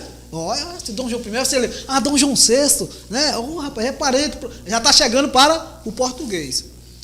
Dom João I era rei em 1385 a 1533, o qual ordenou a tradução dos evangelhos. Ou seja, ela foi autorizada também. Já não é mais aquela coisa, né? Ela foi autorizada a tradução dos evangelhos, dos Atos e das Cartas Paulinas. Trabalho que foi executado provavelmente por padres católicos, olha o que eu falei, né? Olha o mérito deles aí, por padres católicos e certamente da Vulgata. A publicação das porções acima do Novo Testamento se adicionou ao livro dos Salmos, traduzido pelo próprio rei. Olha, o próprio rei já traduziu, o próprio rei Dom João I. Seguiram-se outras traduções sem grande importância, pessoas tentando traduzir sem grande importância para a história da Bíblia em português. De acordo com a tradição, a infanta Dona Filipa, filha do senhor infante Dom Pedro, Dom Pedro já está, né? Os irmãos já estão se recordando agora, né? E neta de Dom João I, traduziu os evangelhos do francês. Aqui, ou seja, nós vimos aqui que ele traduziu da Vulgata, aí ele fala, e algumas pessoas tentaram sem grande importância. Quando a gente fala, diga qual foi, depois nós vamos entender. Quando eu falo, a irmã Norma falou do francês, a nossa irmã do espanhol, os pedacinhos, alguma coisa, mas no geral, ela foi do grego e do hebraico, nós vamos ver aqui mais na frente. Eu quero que os irmãos frisem isso. Não foi que eu parei aqui? Dona Filipa, né? Filha do Senhor, traduziu o evangelho do francês. O rei cistense Bernardo de Alcobaça traduziu da Vulgata o evangelho de Mateus. Está vendo que são partes? E dos outros evangelhos, publicado o seu trabalho em Lisboa, no século XV. Em 1495, uma harmonia dos evangelhos foi publicada em Lisboa, de Santa Maria, traduziu as epístolas e os evangelhos. Eu estou lendo aqui rápido, porque não tem tanta importância até onde eu quero chegar, viu? 10 anos depois, os Atos dos Apóstolos Gerais foram traduzidos por ordem da rainha Leonora. Está vendo? A grandeza já está lá na realeza. A linguagem portuguesa desse primeiro ensaio é arcaica. É arcaica. Não teve muita... Não se fala na Bíblia que Dom João I... Não se fala que Dona Filipa, porque era um português arcaico, é uma coisa meio vazio, meio... Os irmãos estão compreendendo? Nós vamos ver aqui mais na frente, quem foi mesmo que, no caso eles aqui eram católicos, né? São reis católicos. Vamos lá.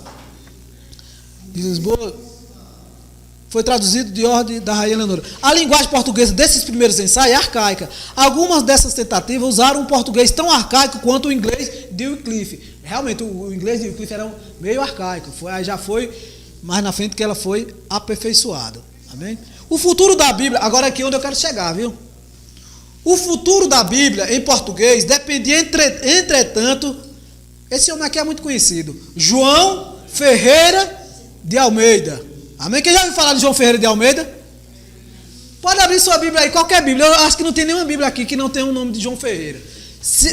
Traduzida por Ferreira. Se tiver alguma Bíblia aqui hoje que não foi traduzida por João Ferreira de Almeida, pode abrir aí. Os irmãos me falam aí, por favor, e me digam quem foi que traduziu. Alguma Bíblia, se tiver alguma. É importante. Até a sua é? Então procura aí, veja isso e mostre. A minha não é Ferreira de Almeida.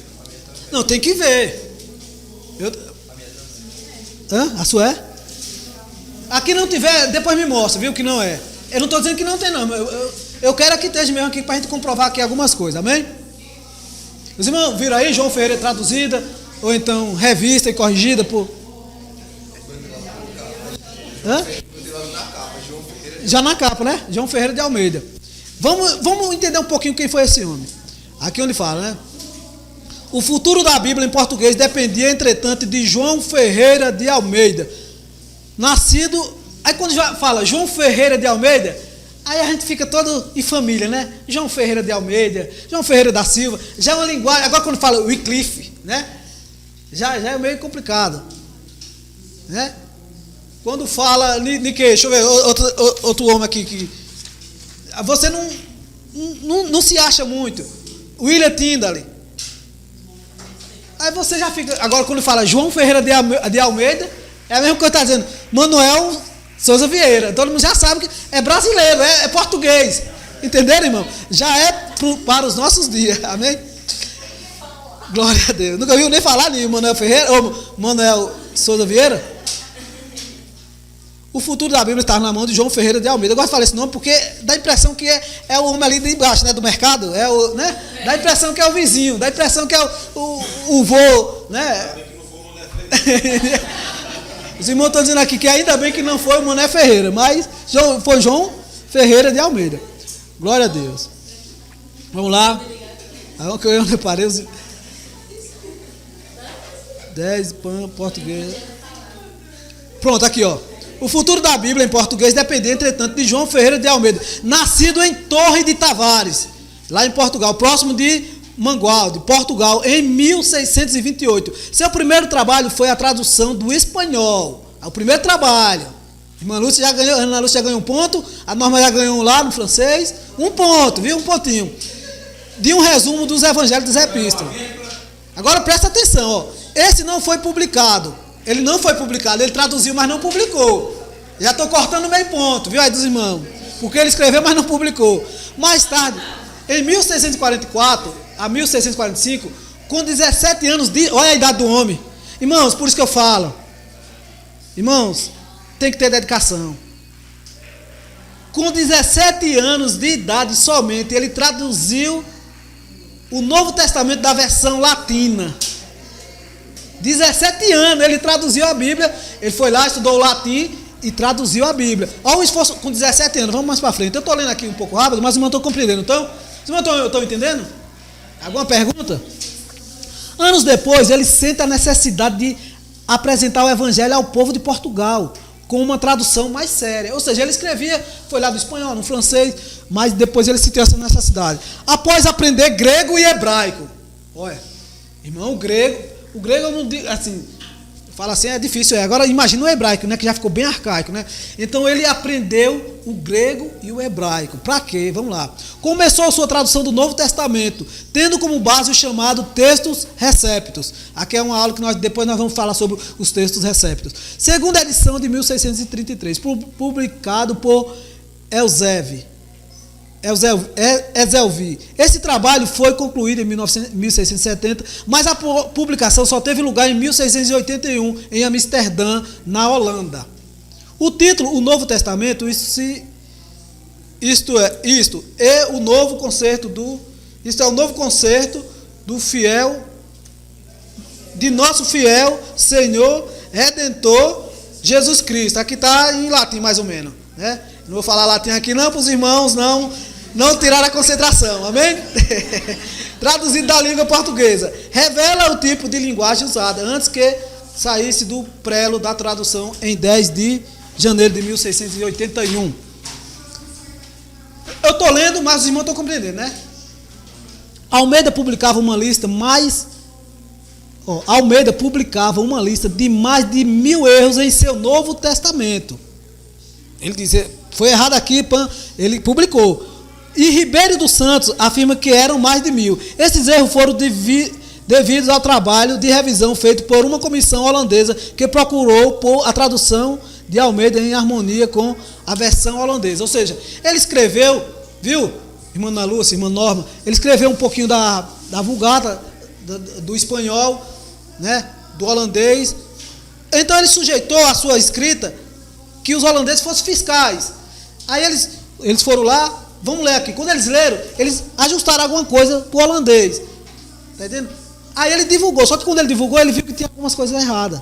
Né? Até esse rapaz aqui chamado Ribeiro dos Santos, ele afirma que foi mais erros. Mas esse erro foi devido a eles, vamos supor, se unir aos holandeses para traduzir. Vamos traduzir aqui, tu na tua língua, na minha, vamos lá. Aí teve mais de 1000 erros. Até aí, devido ao trabalho de revisão feito com comissão holandesa que procurou pôr a tradução de Almeida em harmonia com a versão holandesa. Algumas razões levam-nos a crer que haver sido esta uma versão pobre no dizer de Ribeiro Santos. O texto grego do qual ele traduziu não era bom, embora fosse o melhor da época. Sua linguagem não era boa, não só por haver deixado Portugal, ou seja, a linguagem de João Almeida não era tão boa em português, porque ele deixou Portugal muito cedo, mas também porque tentou fazer uma tradução literal. Uma coisa mais, né, para a época, seguindo muito de perto a versão holandesa. Ou seja, ele em 1630, a holandesa em 1700, ou seja, ele quis escrever muito próximo a algumas traduções. Em 1637, a castelhana de Cipriano de Valera, de 1602. Além disso, o trabalho de revisão, como já dissemos, foi feito por seus colegas holandeses. Piorou ainda mais seu trabalho. Os reflexos da edição de Beza são grandes. Apesar de tudo, a tradução Almeida encerra algumas coisas notáveis. Ela teve lugar em Batávia, ou seja, vamos ver o que é Batávia, na ilha de Lava, milhares de quilômetros longe de Portugal. Ou seja, ela foi tão boa que a milhares de quilômetros, né? Já em outra cidade, ela foi uma Bíblia muito notável. Mesmo sendo fora de Portugal, ela já começou a ter o seu certo valor. Amém, irmãos? Realizou uma terra cuja língua oficial não era o português. Era a 13ª tradução numa língua moderna, depois da Reforma. Feita por um pastor protestante. Vamos lá. Olha, ela foi feita por um pastor protestante, destinava-se a um país católico. Ou seja, João Ferreira de Almeida era um pastor protestante. E o mais incrível, ele era sobrinho de um padre. Na verdade, foi esse padre que incentivou ele a ler a Bíblia. Tá entendendo? Ele era sobrinho de um padre. Só que, quando ele saiu para fora, ele conheceu, né, a história. Então, ele se tornou pastor protestante. Então, João Ferreira de Almeida não é um bispo, não é um cardeal, não foi um papa, não foi um nome católico, ele era protestante. Por isso que é uma Bíblia agradável de se ler, assim, porque ela traz justamente para nessa linha, amém? Os irmãos entenderam alguma dúvida? Destinava-se, ou seja, e foi uma Bíblia feita por um pastor, destinada a um povo católico. Aqui ele fala que ele era um pastor, feita por um pastor protestante, destinava-se a um país católico, como Portugal, que só poderia receber de bom grado uma tradução do Novo Testamento feita diretamente da Vulgata. Ele só aceitava a Vulgata, mas João Ferreira de Almeida já conseguiu traduzir o hebraico e o grego, e os católicos já começaram a aceitar, tá entendendo? A versão de João Ferreira de Almeida. Sem aqueles comentários. Como é? Sem aqueles comentários. Isso, exatamente. E sem os comentários, que, né?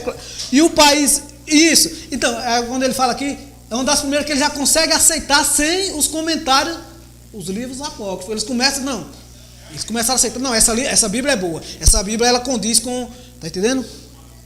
E o mais dramático lance de sua grande obra é que até hoje, em terras de Portugal e do Brasil e colônias, sua tradução, que já sofreu inúmeras reformas, ainda é a mais usada e querida.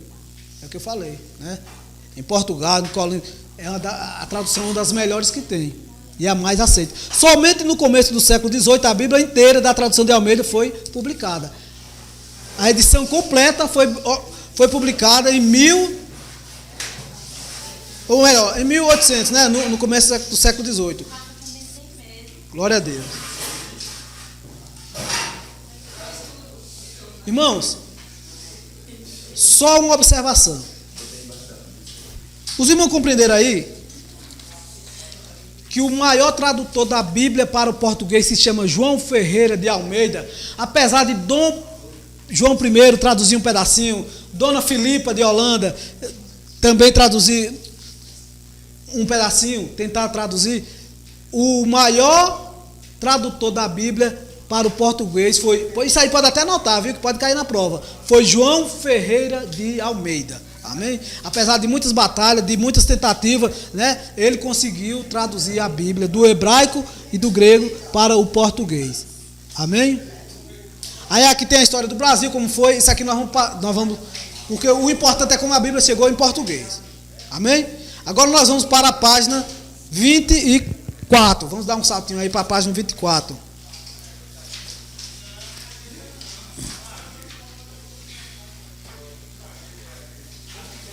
Isso. A obra de Almeida foi, aqui ó, a obra de Almeida foi coroada, ou seja, quando fala coroada, ela foi aceita, ela foi carimbada, né? Quando se fala, ela foi coroada com a última revisão da Bíblia por uma comissão que trabalhou no Rio de Janeiro desde 1945 sobre o ápice da sociedade, ou seja, o aval da Sociedade Bíblica do Brasil. Trabalho magnífico, onde se melhorou sensivelmente a linguagem e a própria tradução. Mas cremos algo melhor poderia ainda ser alcançado. Não fora os textos gregos e a base que serviu de revisão e a impossibilidade para aquela comissão de um trabalho crítico textual. Também enriqueceria a modernização de termos, expressando conceitos geográficos, porque ele não dá muito esses conceitos geográficos, tradução. Aqui, ó. Ou seja, ele quer dizer isso aqui, ó. Que em 1945 houve uma coroação pela Sociedade Bíblica do Brasil, no Rio de Janeiro, que aprovou a Bíblia João Ferreira de Almeida como a melhor Bíblia, a que fosse mesmo implementada no Brasil. Você pode ver, você pode pegar a maioria. Aqui, ó, aqui nós temos 16 alunos, não sei. Nenhum tem uma Bíblia que não seja baseada em João Ferreira de Almeida. Por aí você tira. Entendendo? Foi o que eles confirmaram lá. Aí ele ressalta algumas coisas, questão de alguns cálculos matemáticos, algumas questões geográficas, que ele não está acrescentando, mas isso também não vem ao caso, não vem, né? É questão de detalhamento. Glória a Deus. Agora, isso aqui é meio complicado, mas eu vou tentar aqui.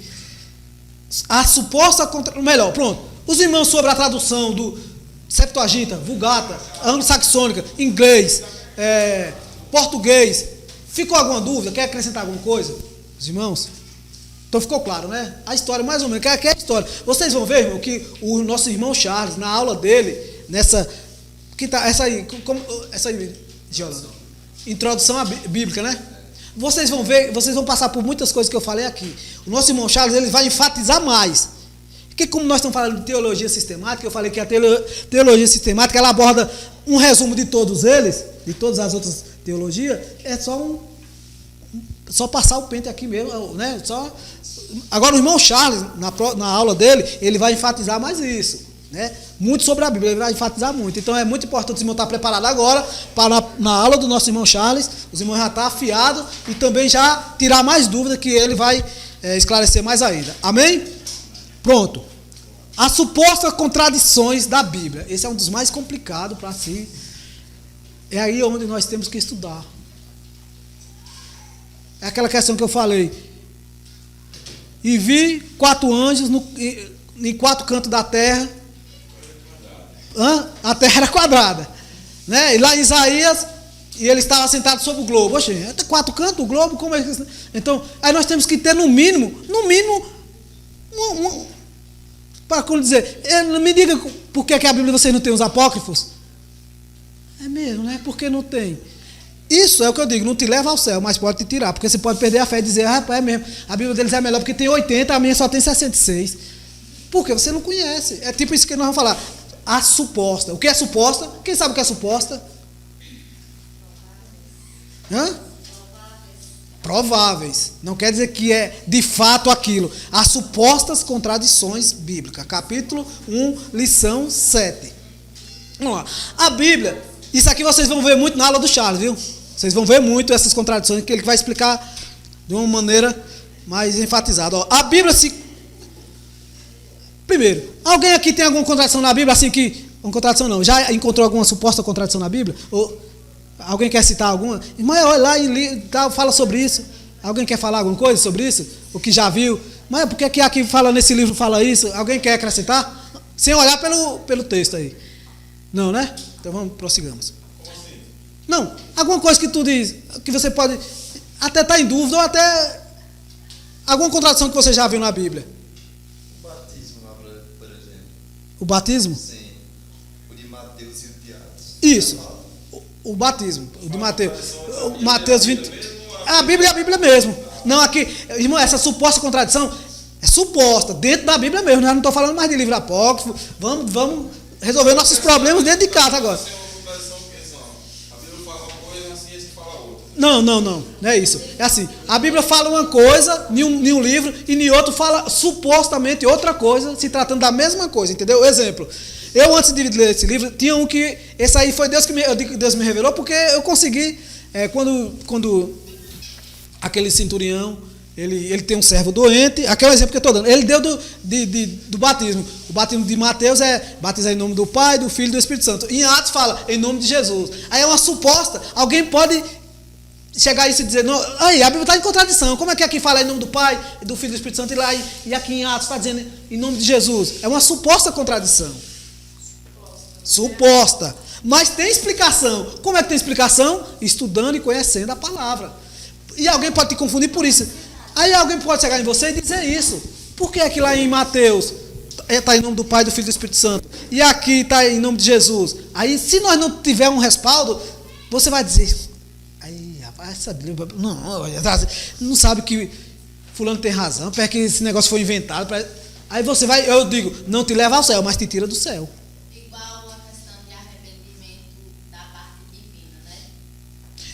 Pronto, outra, né? Alguns dizem que Deus não se arrepende.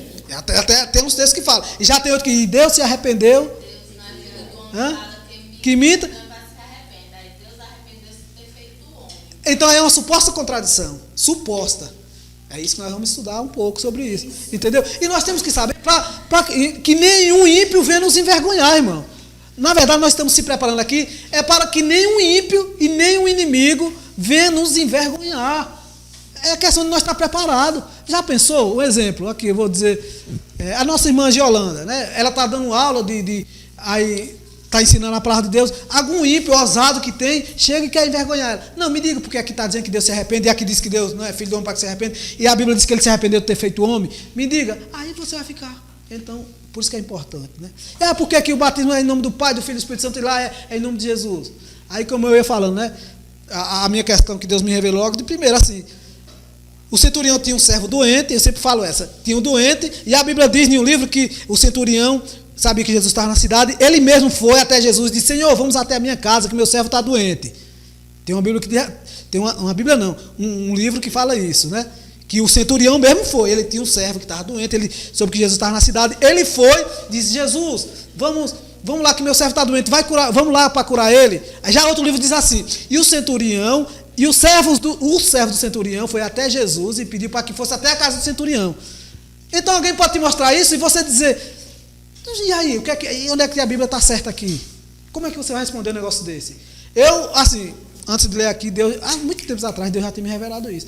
Isso é questão de costumes de lugares. Por exemplo, eu vou dar um exemplo aqui nosso do dia a dia. Vamos supor, a nossa irmã Ana Lúcia. Você tem um filho e você tem um crédito, vamos supor, no armazém. Não vou falar o nome de armazém não para não fazer propaganda. Mas você tem um armazém. Você tem um crédito lá, você tem uma conta. Vamos supor, seu filho é o João Pedro, né? Aí você, lá está seu nome, Ana Lúcia. Eu falando isso, irmão, já vai estar resumindo quase esse texto todo, tá entendendo? Não vou nem me preocupar muito com o horário, porque já vai resumir quase tudo isso. Aí você, João, vai no armazém e compra 1 quilo de feijão. Pronto. O João foi lá, comprou 1 quilo de feijão. Aí traz para casa. Ele foi lá, comprou 1 quilo de feijão. Digamos que a nossa irmã Ana Lúcia passe alguns dias, não pague, né? Entendo. Não vai lá, que era para 30 dias, ela passou 30, 60, ela não foi lá. O dono do armazém vai procurar quem? O João Pedro ou Ana Lúcia?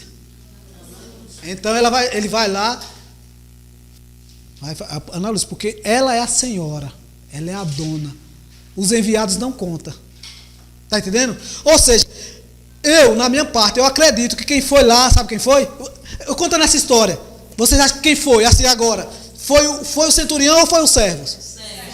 Eu também sempre achei que foi os servos. Agora, o servo não conta, né? Principalmente naquela época. Quer dizer, hoje conta, né? Assim, é para contar, só que os grandes fazem essa diferença. O que acontece? Naquela época, nem mulheres, viu? Olha vocês entrando, nem mulheres eram contadas e nem os servos. Alguns escritores citou os servos, né? Porque já tinha esse senso de valorizar o servo. Mas alguns outros, devido à época, eles dizem, não, foi o Senhor que veio aqui. Mas não foi, foi os servos. Entendeu? É igual uma questão de uma guerra. Quem leva a fome é o rei. Exatamente. E o rei, pronto. Os irmãos compreenderam um pouquinho dessas questões de contradição bíblica? Aí nós temos algumas aqui até um pouco polêmicas, né? Que eu sei que o horário não vai dar, eu tenho que. Mas. Então diga aí. Do arrependimento. Não, ó. Sobre o arrependimento, um é lá no Velho Testamento e o outro é aqui já é o Novo Testamento, né? É porque aqui, assim, no momento eu não saberia dizer qual é o contexto, qual é o livro que está escrito. Eu sei que um é no Velho, é onde ele fala que se arrependeu, se eu não me engano é no Velho, e o outro aqui é no Novo. Então eu tenho que ver o contexto para poder explicar para os irmãos. Isso tem uma explicação. Isso é muito importante, irmão. Esse que ela perguntou. O que acontece, o que ela fez a pergunta, nesse caso dela aqui, é porque eu tenho que ver o contexto, tá entendendo? Sobre essa questão do arrependimento. O que está no contexto aqui, nós vamos falar sobre o contexto de hoje, tá entendendo? Viu, Priscila? Porque aí tem que ser analisado, mas essa resposta você não vai ficar sem ela. Os irmãos estão compreendendo? Porque eu quero ver se eu passo algumas dos que estão aqui sobre arrependimento. Você vai ver que um é no Velho Testamento, o outro é no Novo. E o porquê de Deus, de estar escrita essa palavra arrependimento. Isso é muito importante, né? Uma vez até a Norma já me questionou, se eu não me engano, foi há muito tempo atrás, tu me questionou sobre essa questão do arrependimento. Ó, vamos aqui.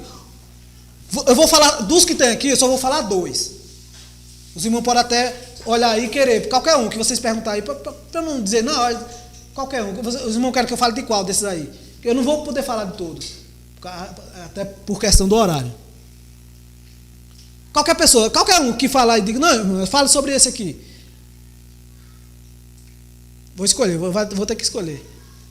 A irmã, não vou dizer a Norma, senão vou dizer que eu combinei com ela, cara. A nossa irmã Ana, desses supostos contradições. Está no meio. No B? Pronto. Pronto, esse aqui é importante. Por isso, irmã Priscila, que o senhor vai ficar para o próximo, porque você veja só os 2 registros do Sermão do Monte. Mateus capítulo 5, verso 1. Está escrito assim, ainda bem que aqui já está escrito, para a gente não perder tempo aqui.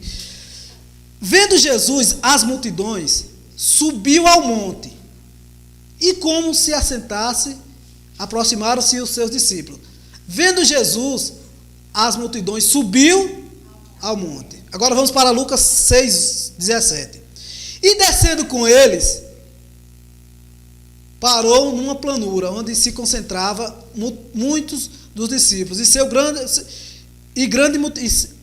discípulos seus, e grande multidão do povo.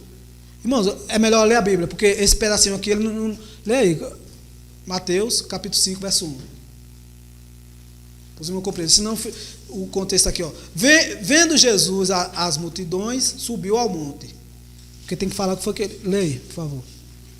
Nosso irmão Rafael vai ter que passar 5 minutinhos aqui rapidinho para eu explicar isso aos irmãos. E Jesus, vendo a multidão, subiu a um monte e, assentando-se, aproximaram-se dele os seus discípulos. Isso, aí você prossegue um pouquinho. E abrir... Prossegue. O 2. E abrindo a sua boca, os ensinava-os, dizendo... Dizendo o quê? Aí você fala. Bem-aventurados os pobres em espírito, porque deles é o reino dos céus. Pronto, aí é o sermão da montanha. O que é que está escrito aí no... O seu tem título? Tem. Qual é o título? Sermão da montanha. O Sermão da Montanha. Pronto. Aí diz que ele subiu, não é isso? Em Mateus. Está dizendo que ele subiu. Agora vamos para Lucas, capítulo 6, 17. Rapidinho aí para nós.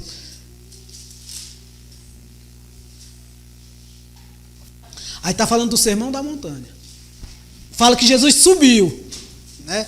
Ou seja, Jesus, um exemplo, aqui vamos usar nosso lugar. Jesus estava lá ali na pista, né? Ali na loja, na praça, e subiu para a igreja. Ele subiu, né? E aqui, quando ele chegou aqui, ele falou o Sermão da Montanha. Agora 6,17, irmão, lê novamente, irmão Rafa. E descendo com eles, parou num lugar plano. Pode ler, viu? Pode ler, pode continuar lendo. E descendo com eles, parou num lugar plano, e também um grande número de seus discípulos, e grande multidão de povo de toda a Judéia, e de Jerusalém, e da costa marítima de Tiro, e também de Sidom, os quais tinham vindo para ouvir e sendo curados das suas enfermidades. Sim, prossiga até falar no... Como também os atormentados... Não, aí você já... Veja se você já encontra onde fala sobre o sermão. Que... o título fala, né? Pronto, o título fala o Sermão da Montanha. E levantando ele os olhos para cima, disse aos seus discípulos: Bem-aventurados os pobres, porque vosso é o reino de Isso, Deus. aí é o Sermão da Montanha. É o mesmo que ele falou lá subindo, ele está dizendo aqui que ele desceu. E aí, é uma contradição ou não é? Uma suposta, vamos deixar claro, uma suposta contradição. Como explicar isso? Vamos aqui ler Mateus, isso aí vamos ter que abrir a Bíblia. Mateus, capítulo 9, Mateus 9:9. Mateus 9:9. Aí nós já vamos, só vai dar para isso mesmo, viu, irmão? O outro eu vou ficar devendo para a próxima aula, que eu vou falar como vai ser a próxima aula. Já vai ter exercício e tudo. 9:9, lê aí. E Jesus, passando adiante dali, viu sentado na recebedoria um homem chamado Mateus, e disse-lhe: Segue-me. E ele levantando, o seguiu. Alguém consegue tirar alguma coisa daí? Não. Em Mateus está escrito que ele vendo... Mateus, capítulo 5, verso 1. Vendo Jesus a multidão, isso aí em Mateus, ele subiu ao monte. Agora aqui em Lucas 6:17. E descendo com eles, ou seja, agora ele está dizendo que desceu? Uma suposta contradição. Só que aqui, irmãos... Você sabe o que é isso aí? Diga, pastor. Os tradutores. Assim, igual o pessoal fala assim, ó, em uma trava de bola, ó, uma bola vai aqui, ó, eu tô aqui, ó, mas é a mesma palavra. Você está entendendo? Assim, peruano. Assim, não. A questão aqui, é a questão de dar a impressão que é o mesmo sermão, mas não é. Ou seja, um sermão. Ele contou, é onde eu pedi para os irmãos ler Mateus 9:9. Leia novamente. Ó, presta atenção, viu? A resposta toda está aí. A resposta toda está aí, ó. E Jesus, passando adiante dali, viu sentado na recebedoria um homem chamado Mateus, e disse-lhe: Segue-me. E ele, levantando-se, o seguiu. Mateus 5:1 está escrito que ele contou uma história, que Jesus estava subindo, né? Com seus discípulos. Só que aqui em Mateus 9:9, Mateus ainda não era o discípulo de Jesus. Entendeu? Os irmãos compreenderam? Ele não era. Antes dele ser cristão, dele ser discípulo de Jesus, ele viu Jesus subindo. Você está entendendo? Vocês entenderam? Ele ainda não era crente. Vamos usar hoje. Ele não era crente. Vou usar aquele hino, aquela placa que diz: Antes eu te conhecia de ouvir falar, hoje de contigo andar. Os irmãos compreenderam?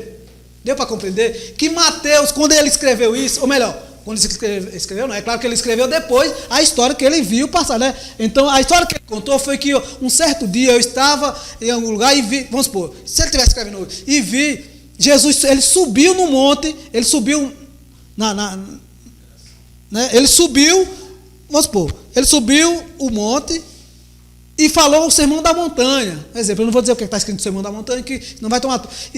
Isso. Agora Lucas já contou outra ocasião, que nessa ocasião Mateus já estava, só que quem escreveu foi Lucas. Dá a impressão que foi, vamos supor, é a mesma história, realmente é a mesma história, mas contada duas vezes. Diferente. Pronto, tá bom, irmão. Os irmãos compreendem? Não, quem não compreendeu, diga: irmão, eu ainda não entendi. Só levanta a mão, não precisa nem dizer. É dois tradutores. Não é dois. Não é dois tradutores, é duas histórias. Não, duas histórias. Está entendendo? É como que... É a forma que Mateus viu. Não, ainda não é isso. Assim não. Na verdade, eu entendi aqui. Na verdade é o seguinte: Mateus, ele Isso. viu uma vez. Uma vez, ele não era crente, vamos usar... No dia que ele viu, ele viu. Mesmo. Ele viu, Jesus subindo. Ele contou tudo que ele viu. O de Lucas, Mateus já estava lá. Quando Lucas contou, isso. Quando Lucas contou... Pregação, É a mesma história contada duas vezes. E aí, quando Lucas contou... quando Lucas contou, Mateus já era crente. Entendeu? Já era crente e viu, agora ele já descendo. Já em outro lugar, em outra região. em outra ocasião. São a mesma história contada duas vezes. Um exemplo, uma foi em 2014 e a outra foi agora em 2017. Em 2014, Mateus não era crente e ele viu Jesus operando aqui em cima. Está entendendo? Em 2017, Mateus já viu Jesus operando lá embaixo. Mas só que quem escreveu o fato de lá embaixo não foi mais Mateus, já foi Lucas. Em 2014 o Senhor operou aqui, Mateus viu. Está entendendo? Aí em 2017, Jesus operou lá embaixo, aí Lucas diz, Jesus desceu. Entendeu? Então, ou seja, é a mesma história contada duas vezes em ocasiões diferentes. Compreenderam? Quem não compreendeu, só faça assim, não precisa dizer seu nome, não. A mesma coisa do Mael fazer um estudo, dar lá para nós aqui, e depois fazer o mesmo estudo da outra. O mesmo estudo, exatamente. Aí o Rangel, que não está... eu estou contando uma história hoje aqui, né? O nosso irmão Ramon, ele está ouvindo a história. Mas na frente ele vai ter a oportunidade de escrever. Rapaz, em 2017, o irmão Ismael falou sobre os apócrifos. Ele deu uma expressão. Em 2017, né? Aí ele escreveu isso. Quando for lá em 2018, ele vai dizer, se eu for o professor de novo em 2019, o irmão Ismael hoje está falando, vamos supor, ele falou naquela sala, na sala dos adolescentes. Ele deu uma aula na sala. Em 2018 ele diz, o irmão Ismael falou sobre os apócrifos na sala das crianças. Está entendendo? Os irmãos compreenderam? A mesma história, com a mesma visão, só que em tempos diferentes.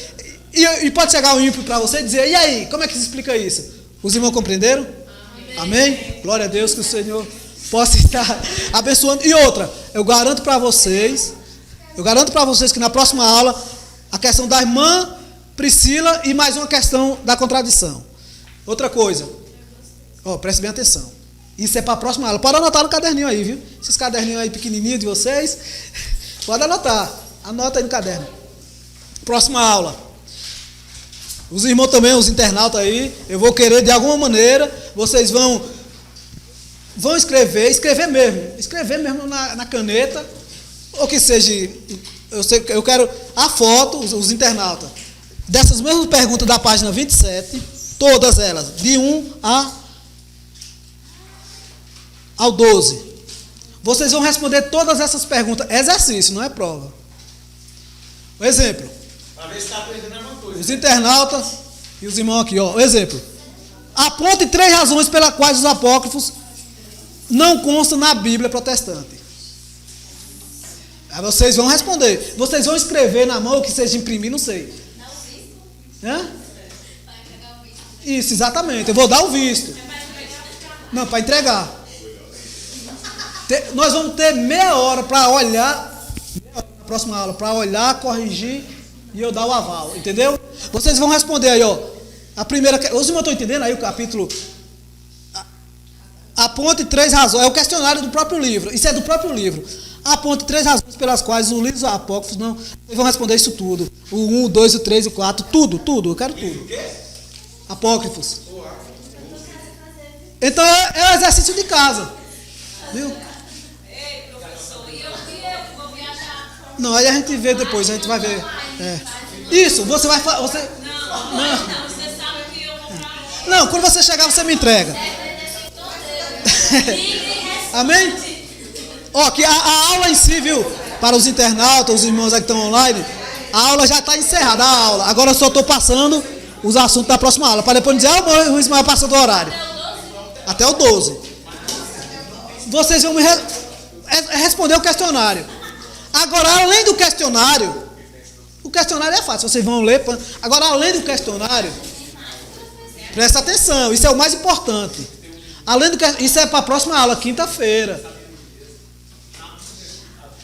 Além do questionário, eu quero que você escreva em...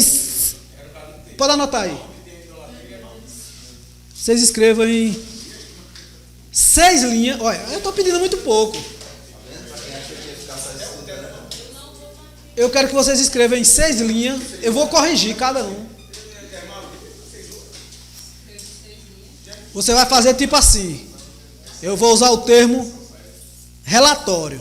Mas na verdade é uma... Não, redação não. Vocês vão escrever o que vocês concluíram. Hã? Síntese. Olha, rapaz, eu estou aprendendo uma síntese. Vocês vão escrever uma síntese. O que é síntese, irmã Bruna? Irmã Yasmin, o que é síntese? É um pequeno resumo. Um pequeno do resumo. que você entendeu, fazendo um resumo, não do assunto, mas do que você entendeu. Isso é, você não vai dizer, você vai olhar. Outra, no mínimo, eu vou querer 3, vamos supor, a síntese, ou seja, os irmãos internautas também, eu vou querer, nós vamos ver a maneira que vocês vão mandar para mim. Vocês fazem, tira a foto no caderno e manda para mim. Entendeu? Em 6 linhas. São poucas linhas. Vocês vão dizer até, por que o maior não deu 20 linhas? Eu tenho certeza disso. Em 6 linhas, vocês vão fazer uma conclusão de tudo que vocês aprenderam. Não tem problema. Agora não pode passar de, olha, no mínimo 6, no máximo 10. Eu não quero que passe de 10. De 10. Isso, exatamente. Assim, no mínimo 6 linhas e no máximo 10 linhas. Eu não quero que passe. Se passar de 10, eu vou reprovar. Para me entregar. Com o nome e tudo. Não, e as respostas. Os irmãos compreenderam? E outra coisa, sim, o mais importante. Eu não quero exemplo. No mínimo tem que ser, falo 3 coisas que você aprendeu. No mínimo. Porque alguém pode chegar e dizer, eu aprendi, eu concluí que os apócrifos são livros tradicionais que só servem para a história. Aí faz 10 linhas só dos apócrifos. Não. Eu quero, no mínimo 3. Dos apócrifos, de quem escreveu, traduziu para português. Entenderam? Pode anotar aí. Exatamente. E outra, e pode colocar Pergunta por que a Igreja Católica tem tantos livros e Exatamente. Então vocês compreenderam? Alguém compreendeu o questionário? Isso eu quero em meia hora, na próxima aula, olhar e ler e corrigir com os irmãos. Amém? Amém. Alguém compreendeu? Quem não compreendeu, diga, mas eu não entendi direito. Amém? Cada um faz o seu, né, Mário? Cada um faz o seu. Exatamente. Outra coisa. Os internautas também, viu? Vocês fazem, copia e tira a foto e manda para mim no meu particular. Pode mandar no particular. Eu quero no particular, viu? Irmão Alcion, Pastor Cleuto, Nelsinho, Robson. E marcar a frequência. Então está encerrado em nome de Jesus.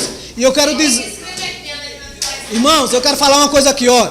Qualquer dúvida, qualquer pergunta, vocês podem fazer no particular. Se quiser fazer na turma, não tem problema, pode fazer. Se quiser no particular, pode fazer também. Amém? Graças a Deus está encerrado em nome de Jesus. Amém? Vamos colocar de pé.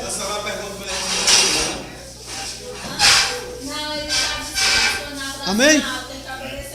Vamos orar em nome de Jesus. Deus amado, nesse momento, só temos que te agradecer pela oportunidade que tu nos concedeste de estarmos juntos, meu Pai, e que o teu Espírito cooperou juntamente conosco, meu Pai.